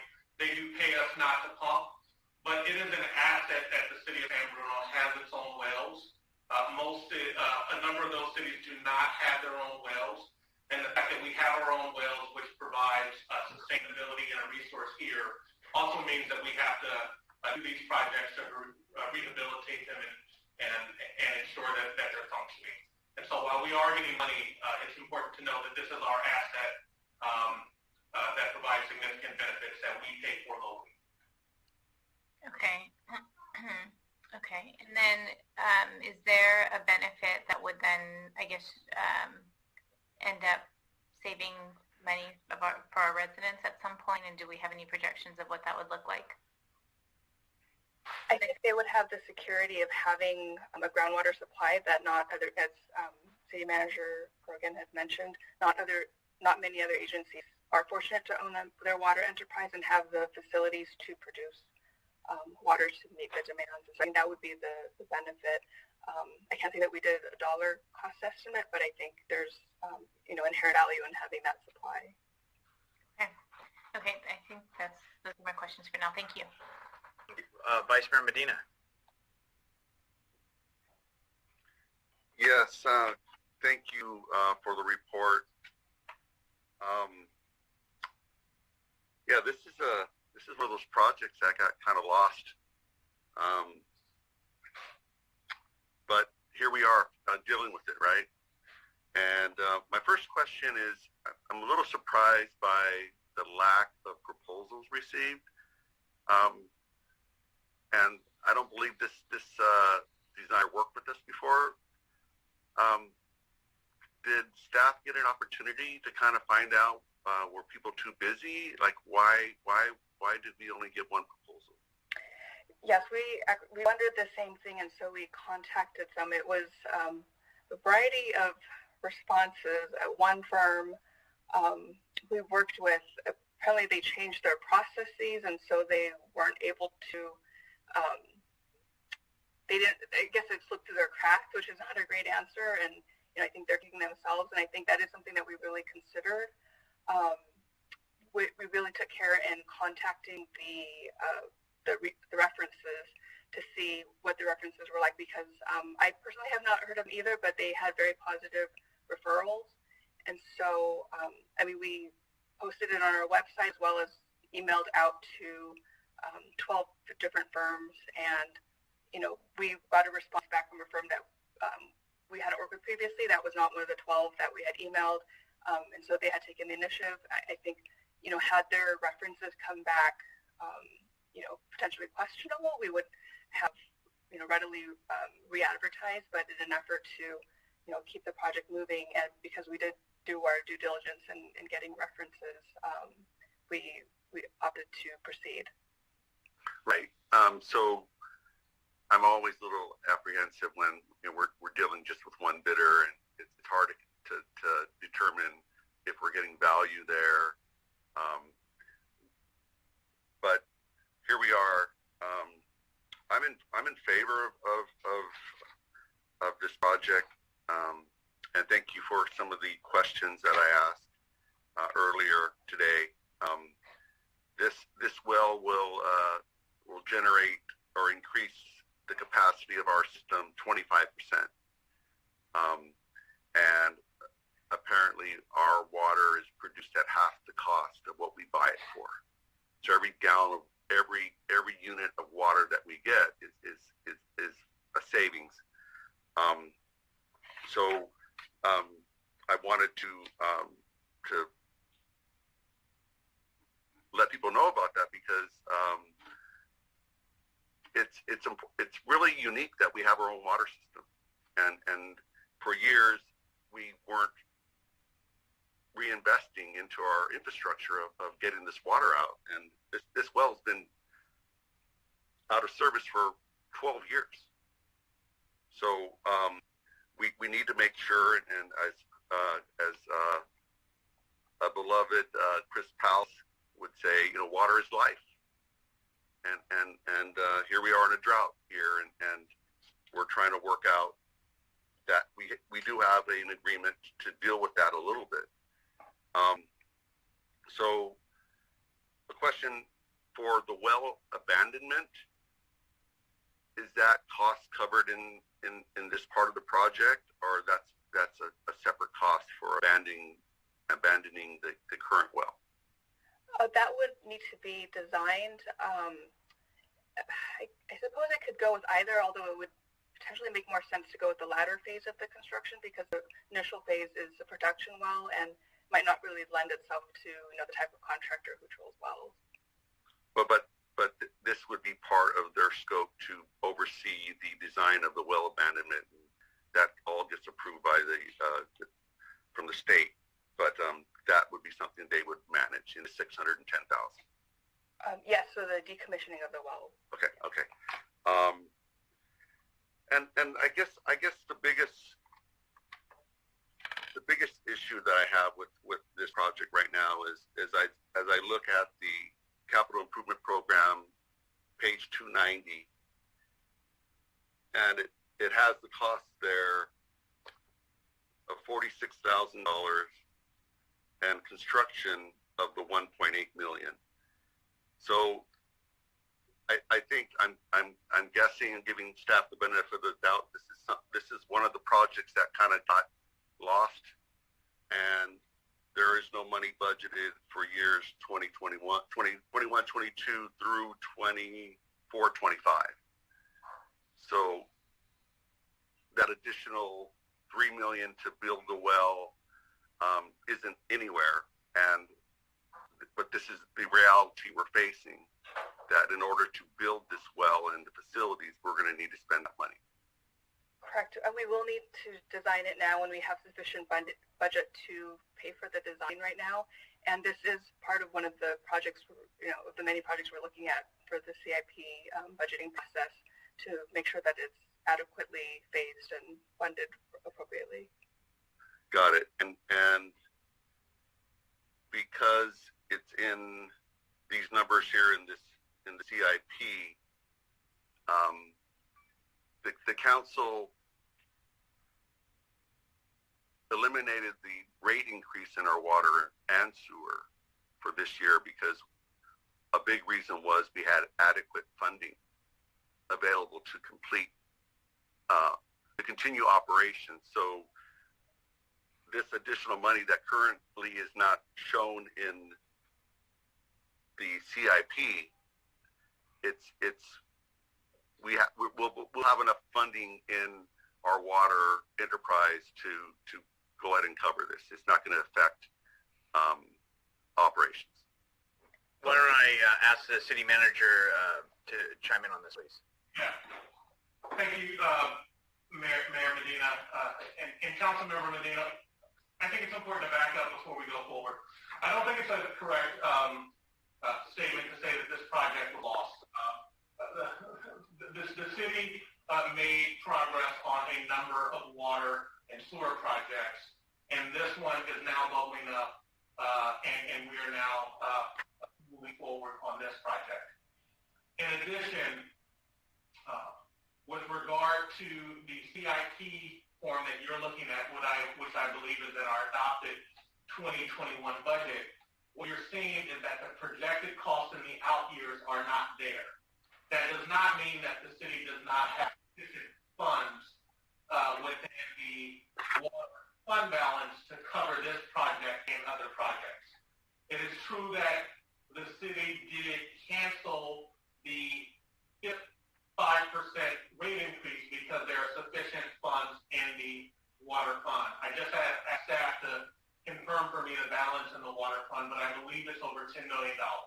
And so while the infrastructure that we have to do is significant, and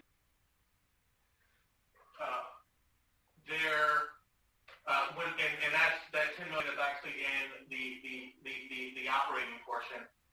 There's over $40 million accumulated balance in the water fund. And so as we project out all of the projects we need, there is sufficient funds to cover those projects. Now, that does not mean that we may not have to increase water rates in the future, and we've had those conversations with the city council before, that when you go a number of years without increasing rates, then you have to do a larger increase. So we do have to do a 5-year rate study in the next calendar year, and we are planning in the next fiscal year, and we are planning for that. But I just want to caution council that because there were not funds shown in those out years, you should not conclude that the city does not have sufficient funds to move forward with this project. And we'll have larger conversations about the water fund through our capital budgeting process. I appreciate that answer. That's why I asked the question, making sure that there was funding available. So I'm satisfied with that answer. We do need to build this well, and I'm in favor of this project. Thank you. Councilmember Hamilton. So I just wanted to share, as you all know, I am the city's representative on the Bausca-Bohr Bay Area Water Supply and Conservation Agency, which manages our relationship with the SFPUC to ensure we have a voice in the agreements to get water from Hetch Hetchy. We heard as part of the staff report that how things operate. When we're in wet years, we try to let our aquifers, the local aquifers, replenish so that water is there for dry years. In 2018, Sacramento, the state legislature in Sacramento approved the Bay Delta Plan. And if that stands, currently the board and the SFPUC and other agencies are banding together to try to get an alternate plan in place. But if that plan stands, in multi-year drought years, when we have back-to-back droughts, which are going to be more and more common as we move forward, you could face up to 50% mandatory rationing over current levels because of the amount of water that the Bay Delta Plan would require that we not take from the Tuolumne River. So it's so critical that we have. We're very lucky to have our own local sources of water, and it's important. It's very important that we maintain the infrastructure to be able to get at it. So I am absolutely in favor of this project. One question that I have is, once we have the design, would that put us in a position to apply for state or federal grants to help with the construction? Are there any opportunities that we're looking at out there that might be available to us to help us with those construction costs, considering it would be a water infrastructure project? Certainly opportunities as they present themselves, we will look at those, and we can keep an eye out for those even during design. I don't think we necessarily need to wait until design is over. If the state or region were to provide funding, we certainly look into that and apply as appropriate. Great, thank you. Councilmember Salazar. Thank you. And so I just wanted to also express my support for not just this well, but the existence of wells in general in San Bruno. The Vice Mayor mentioned Chris Pallas, and it definitely would be remiss of us if Chris Pallas's name were not mentioned whenever wells come up, because he was a very staunch advocate for first bringing wells to San Bruno, and they've proven, although expensive to maintain, a valuable and important asset to the city. And we've been without this well for a while, and I think looking forward at our infrastructure, this will be an important part of it. And so I just wanted to add that. No other questions. No, as was stated by the Vice Mayor and Councilmember Salazar, yes, I remember Chris Pallas was probably one of the few on the council then that was very adamant about doing that and having the well supply, and that it does save for us not having to buy as much. But then we obviously we were required to balance with the aquifer. We didn't take too much. But needless to say, yes, that was one of his passions. So these are important things that we need to keep up and take care of. And so, yes, I as well am in support and appreciate my colleagues' questions and engagement in this. And it is by action of a resolution. Is there any action by council? Move to approve. Second. Motion Medina, second Salazar. Roll call, please. Councilmember Hamilton? Aye. Councilmember Mason? Aye. Councilmember Salazar? Aye. Vice Mayor Marty Medina? Aye. Mayor Rico Medina? Aye. Motion carries. Thank you. Item C, please. Item 6C, appoint a San Bruno resident to fill one vacancy on the Planning Commission. Okay, earlier today, thanks to our city manager, he had sent us voting instructions, but I also wanted to make sure that we all understood, or if there were any questions, or just to make sure before we begin. And if there are, if you could let me know or let us know before we start. Mr. Mayor? Vice Mayor Medina. Yes. I think this was a little different. We bounced back and forth on the appointment process, and the proposed one I really don't like. I think we should continue using the process that we put in place when we did the Measure G appointment of allowing a first and a second for whichever candidate or applicant, and then work our way to voting for those that get a first, or that get a second in the nomination process. Councilmember Hampton, there you go. So I had asked in my pre-questions, to get a rundown of what the process was, because I knew that the process was new. I kind of knew what it was, but it wasn't clear, and it was, there was multi-rounds, and there was an Excel spreadsheet, and all kinds of stuff was happening. And I wanted to make sure that I understood it because I didn't want to waste time in this meeting learning it. But then when we got these instructions today, these weren't unfamiliar at all. So, is this another brand new procedure we haven't followed before?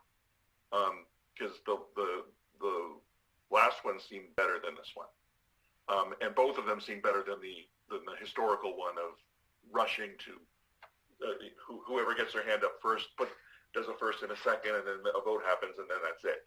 So I'm in favor of being able to have a first and second on as many candidates as there are firsts and seconds, and that gets us to another round, and we talk about each of those and vote on and vote accordingly, and have as many rounds as necessary to get to a decision. I think the process that's been laid out here, I think, could lead to a stalemate and us going back and not getting to a decision. I would never want that to happen, and I also want to make sure that all candidates get a fair shake. So, and people can correct me in case my memory is not as good, but at the last time we appointed a planning commissioner, every person was able to say who they wished. There was 2 votes for one particular candidate, 2 votes for another candidate, and 1 vote for another candidate.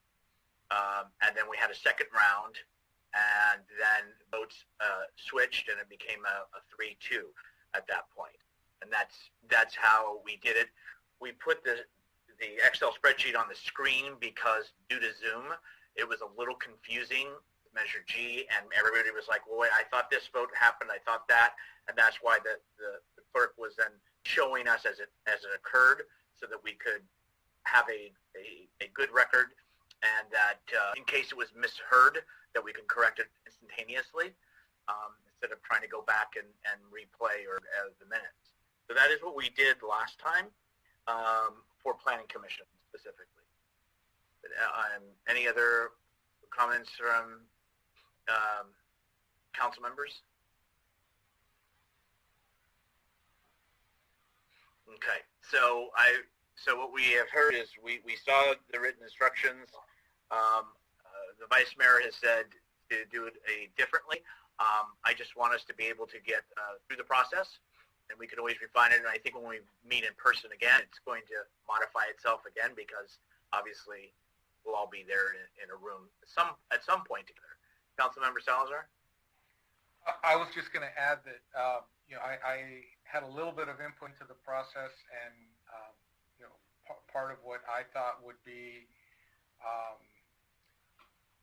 a little bit less rushed or forced for us would be for everybody to at least get one nomination and have everybody an opportunity to speak either on behalf of 1 or 2 or more candidates, and have a little bit more of a discussion, because historically what we've done is just thrown out a name and voted and never really had any discussion. And it ends up being, if you already have somebody in mind, then you're going to advocate for your person, but maybe one of us could be swayed, or one of us could think, oh, I didn't think about that, or somebody could say yes, but, and so I mean I think the candidates they were all they all have something to offer, and they were all very sincere in their offer to serve. And so I thought this process really offered an opportunity for everybody to at least have, and we have 4 applicants, there's 5 of us, conceivably everybody could get nominated, and they feel at least that they were acknowledged in some way. It could be that we all naturally gravitate to one person, maybe not, but at least we have an opportunity to discuss that process. And so it is new, as Councilmember Hamilton said. It is a little bit different. I don't think it's dramatically different from the last Planning Commission one, but it does offer at least that opportunity to have a discussion and to have all of the applicants on the table to discuss. And then the other the other thing too was, as we did some committee, commission, and boards, again, Zoom makes it a little more daunting, is that once we got to 3, so if the first 3 people said the same person, then we were done. So last year, for a couple of appointments, the mayor and the vice mayor, because they go last, didn't have an opportunity to even vote. It was just done. We moved on. So anyway, just as an FYI. Councilmember Mason. I just wanted to make a suggestion that we continue this item because we're going to be having a policies meeting anyway at some point where we're finishing up our processes. And instead of just kind of going back and forth now, I don't want to embarrass any of the applicants who might be waiting to find out if they are nominated or if they're selected, with us going back and forth on what the process is or could be or should be. So my suggestion would just be maybe to table it. We know we're going to have one more meeting around policies and procedures, and we direct staff to make sure that this item is part of our discussion, and then we come back with an agreed upon process at the next meeting in 2 weeks. Just a suggestion. Really quickly, Councilmember Hamilton. Well, to Councilmember Mason's point, I don't know that is the policies and procedures next session agendized? It's not an agendized, so I don't know if we would be able to come back with this in 2 weeks. No, but we know that we have one more meeting left from the last meeting, and we can discuss it when that meeting is agendized. My only other, please, this spot has been vacant since I left it. This is all my fault. But so I don't want to leave it vacant too often. But the reason I raised my hand again is if I'm reading these instructions the way that I think I'm reading them, the situation, Mr. Mayor, that you just brought up could happen, because the way that we're going to run through this is each council member will be called by name to give the name of the applicant they wish to appoint. Starting, and it sounds like it would be starting with me, and then going to Linda, and then with Michael. And if the 3 of us all pick the same person, then vice mayor and mayor don't get a vote. Well, that's what, or at least it would be moot. Because I think we should be allowed to vote. I don't think it should stop just because. No. I understand that, but it's just saying that with this, it says the named council member will state the name of the applicant they wish to appoint. They can express their thoughts, and then they go to the next one, and the city clerk will keep a tally. The first applicant whose name is stated 3 times will be appointed. So if the first 3 of us, as we're moving through the process, pick the same person, Rico and Marty are out. And that doesn't seem fair. Okay. So I think, we've interviewed folks. I agree that we should move forward with the appointment. People are waiting. And I think when you want to volunteer your time, you don't want it made difficult. And we do appreciate those folks that have applied. So very quickly, Vice Mayor. Yes, thank you. Just to avoid being repetitive, it's exactly what Councilman Hamilton said. And we've had this vacancy for too long. I think we're really, really close. I don't think we have to spend much more time on this. I do appreciate the addition of where a council member may express their thoughts on the candidate. I think that's nice. Clearly, we had a great pool of applicants. It's just that I think we should not move forward with the current proposed voting system that we received at 4:16 today. I think we should spend the time to modify it and move forward. This council is capable of doing that. I'm going to go to conference room. City manager.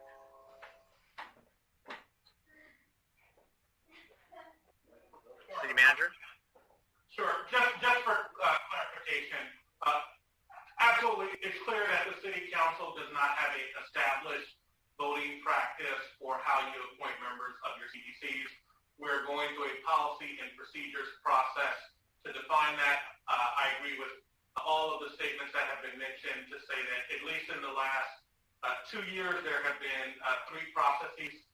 Knowing that there was not a process that was agreed upon in having communications with the mayor, what staff did was we sent out the very last process that was provided to you back in October of 2019 when you went through a process to appoint a number of members of your boards and commissions. And the only addition was that highlighted section, which clarified that council members may articulate why they are selecting someone. So I just want to point out that that process is not new. It was just sent out to provide guidance because there was an open question on what process you would follow tonight.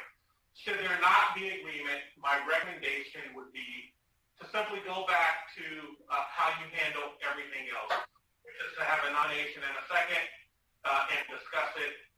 But I would recommend that you allow the city clerk to put up the spreadsheet so there can be a track and a tally of the vote.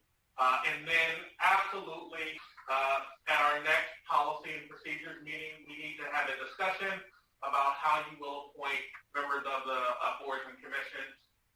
I do think lastly, it is important to take this action tonight.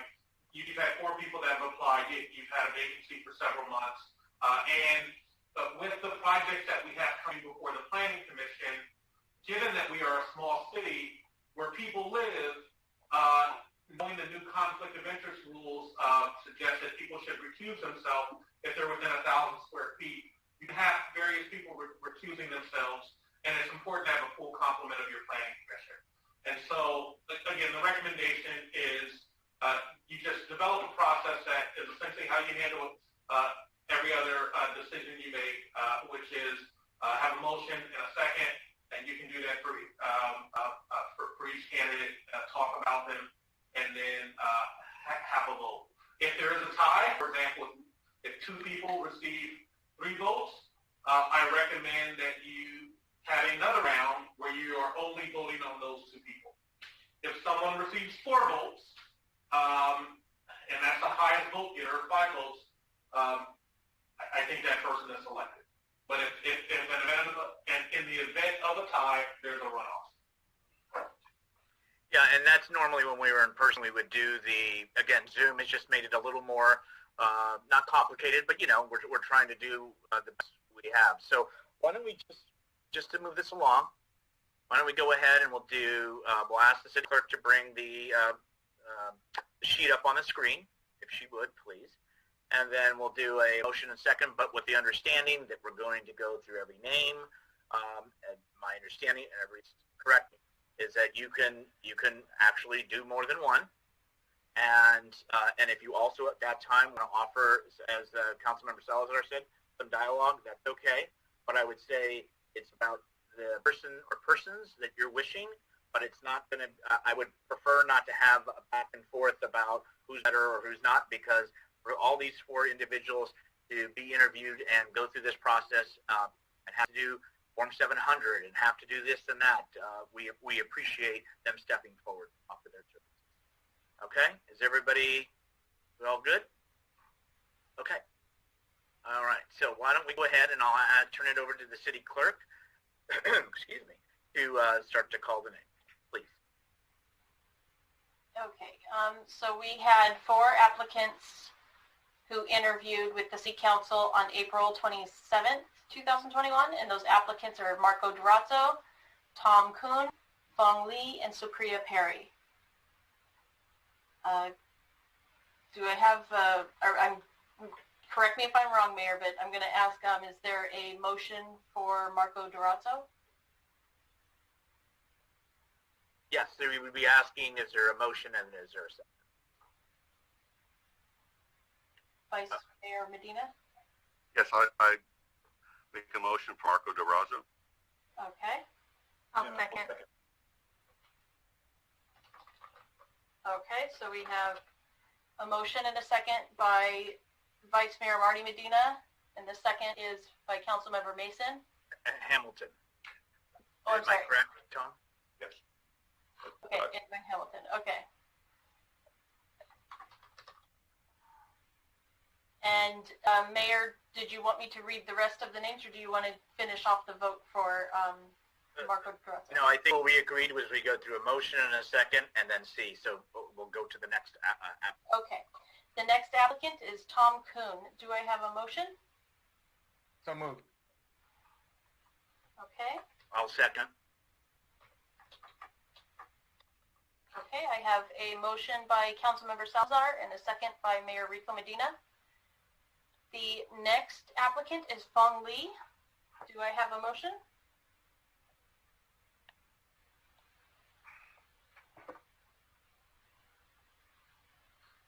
I do not hear a motion. I'll give one more chance. Do we have a motion for Fong Li? Okay, no motion. Moving on, we have Supriya Perry. Do I have a motion for Supriya Perry? You know, I'll move for Ms. Perry. I know she's... Is there a second for Supriya Perry? I'll second. Okay. So we've received a motion and a second for 3 of the 4 applicants. The first is Marco Durazzo, the second is Tom Kuhn, and Supriya Perry is the third. Moving back to Marco Durazzo, I'm going to take a roll call vote. Through the chair? Discussion. Yes, and both council members, one was already there and the other one was right behind, is that if there wanted to be as to why the nomination. Is that fair, folks?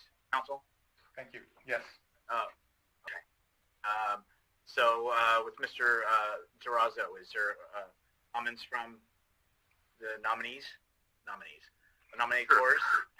Yeah, Mr. Mayor, I'd be happy to speak on behalf of Marco Durazzo. He's a respected family man in San Bruno. He served loyally to the Traffic Safety Parking Committee. He's supportive in our community as well. He's articulate and did very well, as all of the applicants did in the interviews. And he would serve us well on the Planning Commission. Thank you. Mr. Hamilton. So I also want to say before I get started that we had an incredibly strong and talented pool of applicants who interviewed.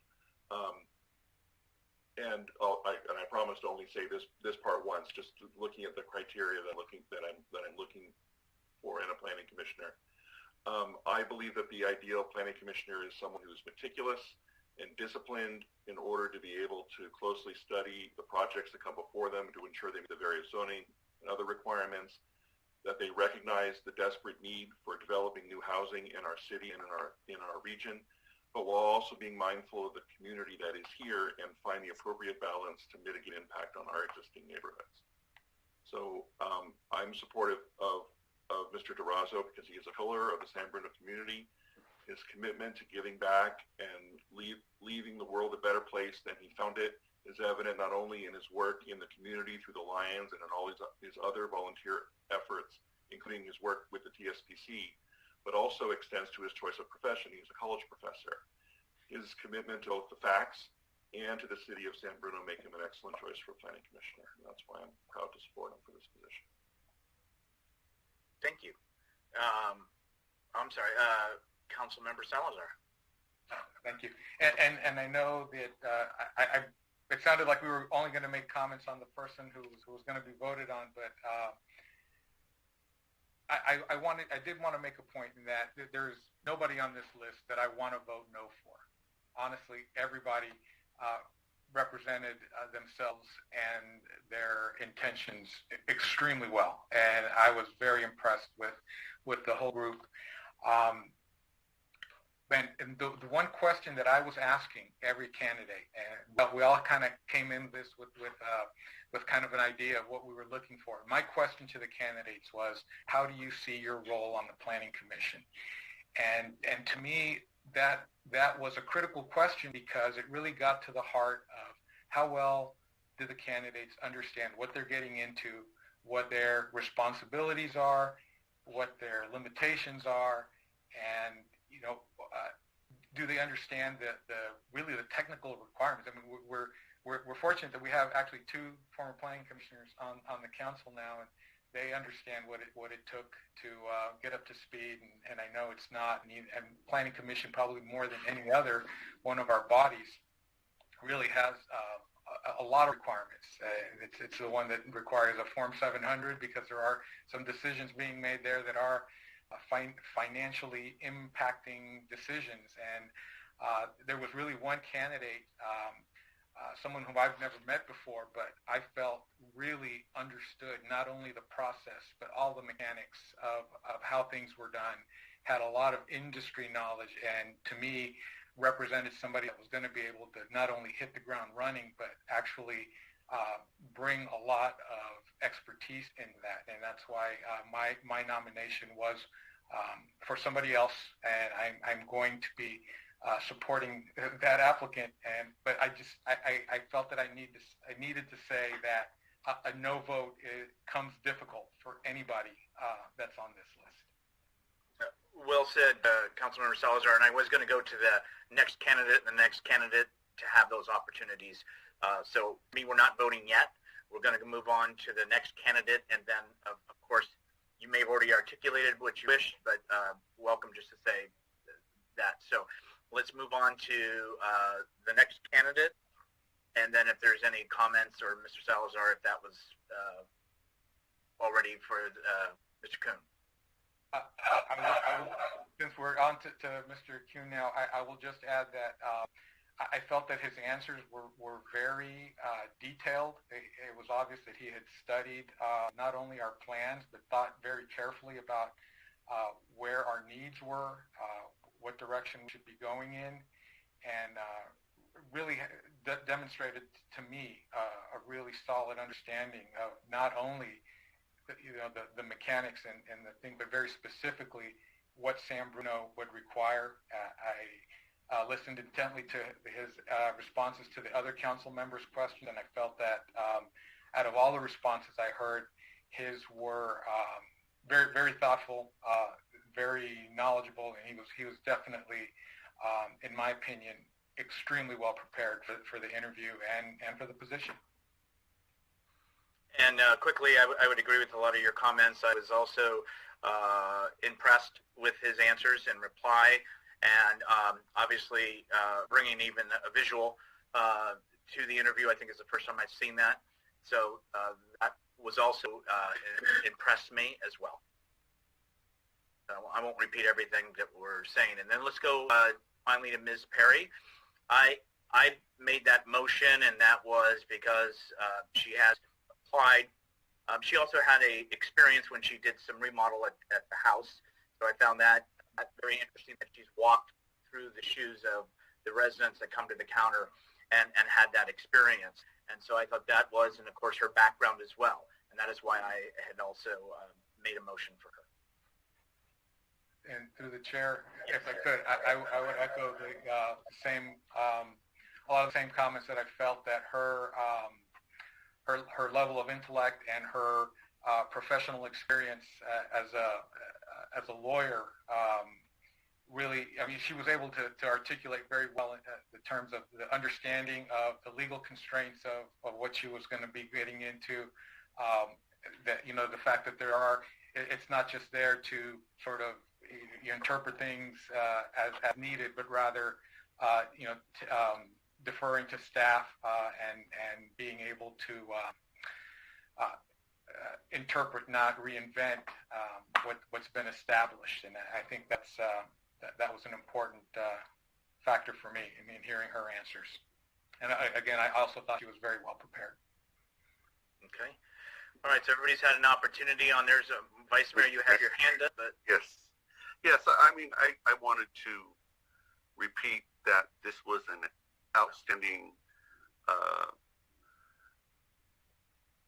pool of candidates. I mean, just like, and it really and it really isn't voting no for anybody. There's only one spot and there's 4 applicants, and we're not saying no. We're choosing the one person that we believe will perform the duties of the planning commissioner, and unfortunately, there's only one spot. So thank all of the applicants, and they were all very well prepared, and these positions come back, and for those that aren't going to get it, I hope that you stay encouraged. I believe our council member Mason, it took 3 tries to get on the planning commission, and it's okay if you don't get on the first time. So I'll leave it at that, and I thank everybody for applying. I think that all of us, before we start back up at the top of the page, would all support and concur with everybody that it is a hard decision. We were very fortunate to have a good group of folks that are willing to give up their time and their energy for the city. I apologize. Councilmember Mason. Yeah, just one note that of the 3 that I see now that we're going to vote on, I think what is really exciting, not biased, but really exciting, is that we're seeing a lot of young families getting more involved. And I thought the answers that all 3 of them gave were really wonderful, and just hearing, I think, the thought put into the answers around what the future of San Bruno looks like for their young kids is one of the reasons I got involved in the first place. And so I want to echo what everybody said, that if you don't get selected this time, very strong group of candidates, and I definitely hope to see some of the candidates again, if actually all the candidates again. So thank you. And as was said, I applied for a couple of a commission or a board, and I was not appointed, and so I tried again. So anyway, okay. So what I'd like to do is start back to by alphabetical, and we'll start to take a roll call vote on the candidate. If a candidate receives 3 or more votes, then there is obviously not the need to proceed to the next person, or that has been decided, but we will get through everybody on the roll call, okay? All right, City Clerk. Yes. Okay, so we will start with Marco Durazzo. He received a motion and a second from Vice Mayor Marty Medina and a second from Councilmember Hamilton. And now I'll do a roll call vote. We have Councilmember Hamilton. Aye. Councilmember Mason. Aye. Okay. Councilmember Salazar. I will withhold my vote at this time. Okay. And Mayor Rico Medina. I'll do the same. I didn't know we could do that, so that kind of, you just threw me a little bit. I was like, okay. Well, but for right now, obviously, Marco Durazzo has 3 affirmative votes, and therefore he would be the planning commissioner appointed. No? Well, we need to go. Okay. I apologize. Yeah. Here. I was. All right. Let's go to the next. Let's just do it like you're saying. Let's go to the. So to confirm, Mayor, you are. Point. Go ahead. I'm sorry. Go ahead, Melissa. I just want to clarify, Mayor Medina, just to know for sure, you're holding your vote as well, correct? Yes. Until we go through the list. Yes. Okay. So sorry, process question. Can someone please explain to me, I've never heard of withholding the vote during the vote, so can we talk, it's always been yes, no, or abstention. Can someone explain to me how that works? It's an abstention. I'm abstaining from voting. Oh, so we're not coming back to get your vote later. It's an abstention from the vote completely. Yeah. Gotcha. Okay, thank you. Thank you for asking. Here. And Mayor, I assume you're abstaining as well? Yes. Okay. A process question. I mean, I don't want to make assumptions, but I'm assuming an abstention is because no sounds like no, you suck. and we know that that's not true for any of these people. Absolutely. So we're using abstention. You're absolutely correct. Okay. I just want to make sure that that folks watching. All right, let's proceed, please. Okay. So we have people waiting. The next applicant is Tom Kuhn. I received a motion from Councilmember Salazar and a second from Mayor Rico Medina. Roll call vote. Councilmember Hamilton. Abstain. Councilmember Mason. Abstain. Councilmember Salazar, I assume. I'm a yes. Yes, okay. Vice Mayor Marty Medina. Abstain. And Mayor Rico Medina. Yes. Okay. Moving on to Supriya Perry, I received a motion from Mayor Rico Medina with a second from Councilmember Salazar. Roll call vote. Councilmember Hamilton. Abstain. Linda Mason. Councilmember Linda Mason. Abstain. Councilmember Vice Mayor Marty Medina. Abstain. And just to confirm, Councilmember Salazar Still a yes. and Mayor Rico Medina. Yes.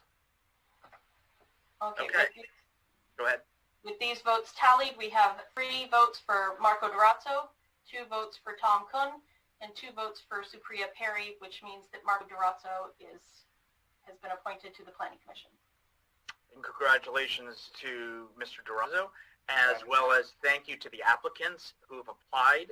And I would even like to see City Clerk, we can work on this tomorrow or something, but maybe a letter that goes out to candidates and thanking them for their time and their interest and to continue to be engaged. And again, before we know, we could be looking later this year or next year, and there might be another position available. So, but I think this is, a lot more that they go through in the interview process and the type of deliberation. So I'd like to just let them know that it's very much appreciated. Councilmember Mason. Yeah, I think one of the, I just want to say that one of the areas that there's a lot of complaints around with development that's coming is around traffic. So I think we're going to have a really strong group up there who has the traffic background, the technical knowledge of the background, and then also just knowledgeable around what's expected of a committee versus a commission and what's really wanted and desired for the benefit of San Bruno. I do want to say that City Manager Grogan made a really good point that would be helpful in the next round of any of the appointments is as we look at the areas where people live and recusals, if we could have an idea of what should we be looking at? Are there certain areas where there's no representation? Because I don't think coming into that I had really thought about where I don't know where all the planning commissioners live, to be really honest. So I wouldn't know what's not represented. So if that's something that we should be considering, then if you could provide us with that information in advance, that would be really helpful.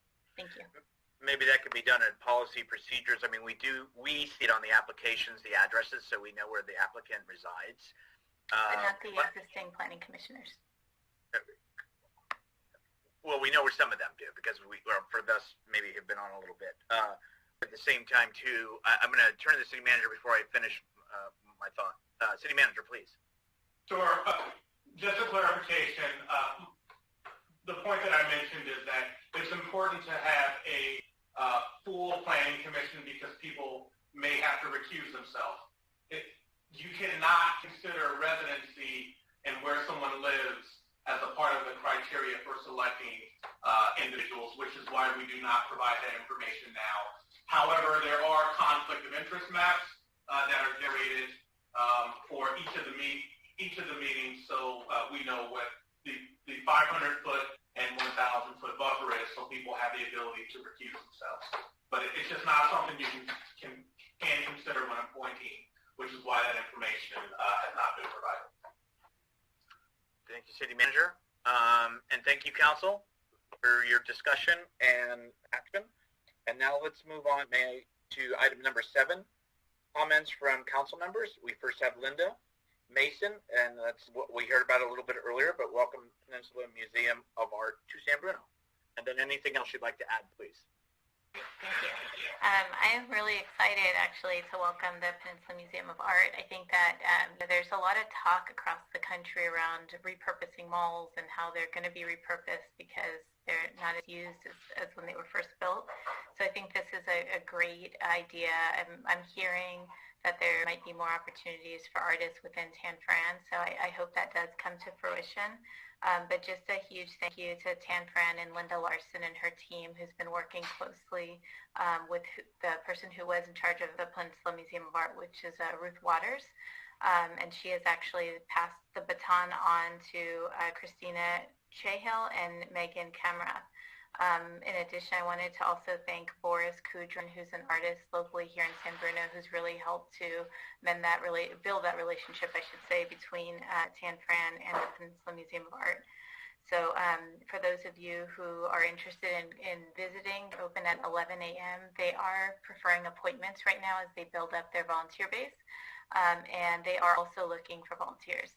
So if you haven't been, I think you should definitely check it out. It's a really nice space. They had an original Benny Buffano. They have artwork by Joe Hansen, who had originally had this piece that's now in San Fran in one of the larger museums in San Francisco. I also wanted to just say that I checked out the Cappuccino High School art exhibit this past weekend, and that was being shared at the Society of Western Artists. And we have some really talented high school students, I must say. And the one painting I wanted was not for sale. They wanted to keep it for themselves. But I don't know. I apologize if it's still up. I think it was just for the week. But just a congratulations to CAP students. Just really well done exhibit. So that's it for me. Thank you. Thanks, Mayor Medina. Thank you, Councilmember. Other colleagues have Vice Mayor Marty Medina. Yes, and first I want to apologize for in advance for the length of my comments.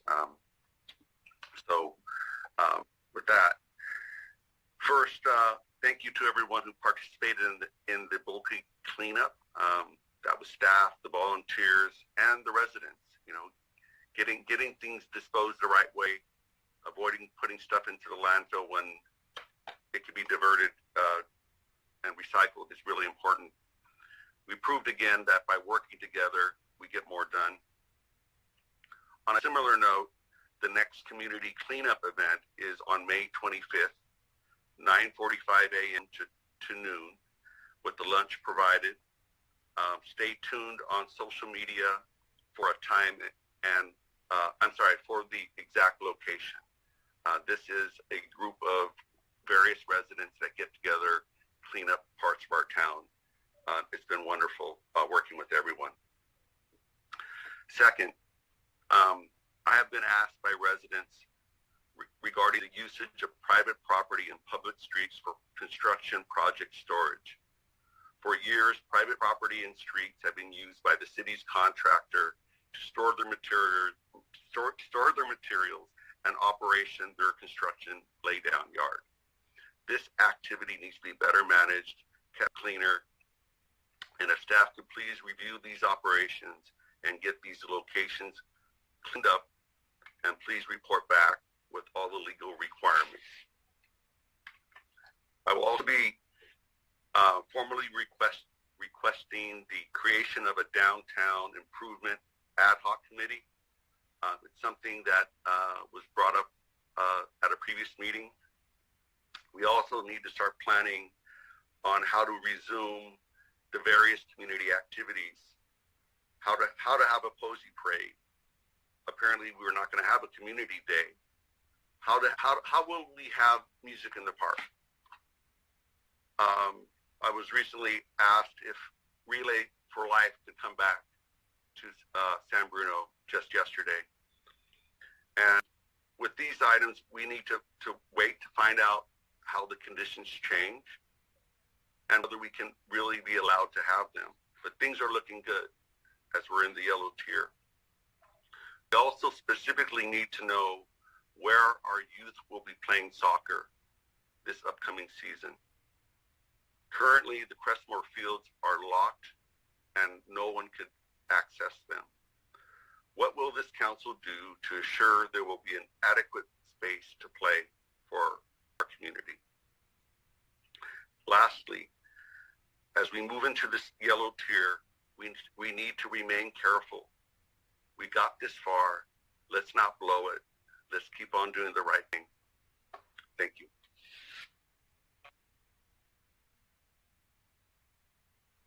Mr. Murray, I thought you had more. Dude, couldn't get the space bar hit fast enough. Sorry. Councilmember Salazar.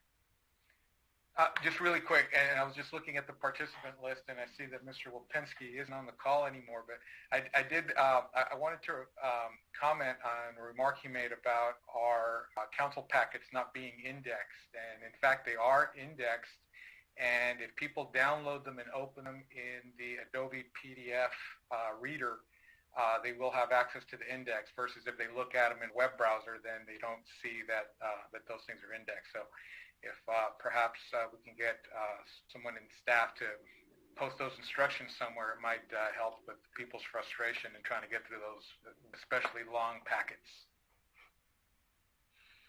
Thank you. Mr. Hamilton? I was going to make the same suggestion about the indexing, because I'm like, wait, mine's indexed. So, thank you, Michael, for making that suggestion. And thank you, everybody, for the meeting, and again, for the proclamations and the work that our public safety folks do, and the others. I appreciate it, and thank you to staff for your time and your presentations this evening. And so with that, I'm going to go ahead and we'll adjourn our meeting to the next regular City Council meeting, which will be held on May 25th, 2021 at 7 p.m. And thank you to all, and please be safe and have a good evening.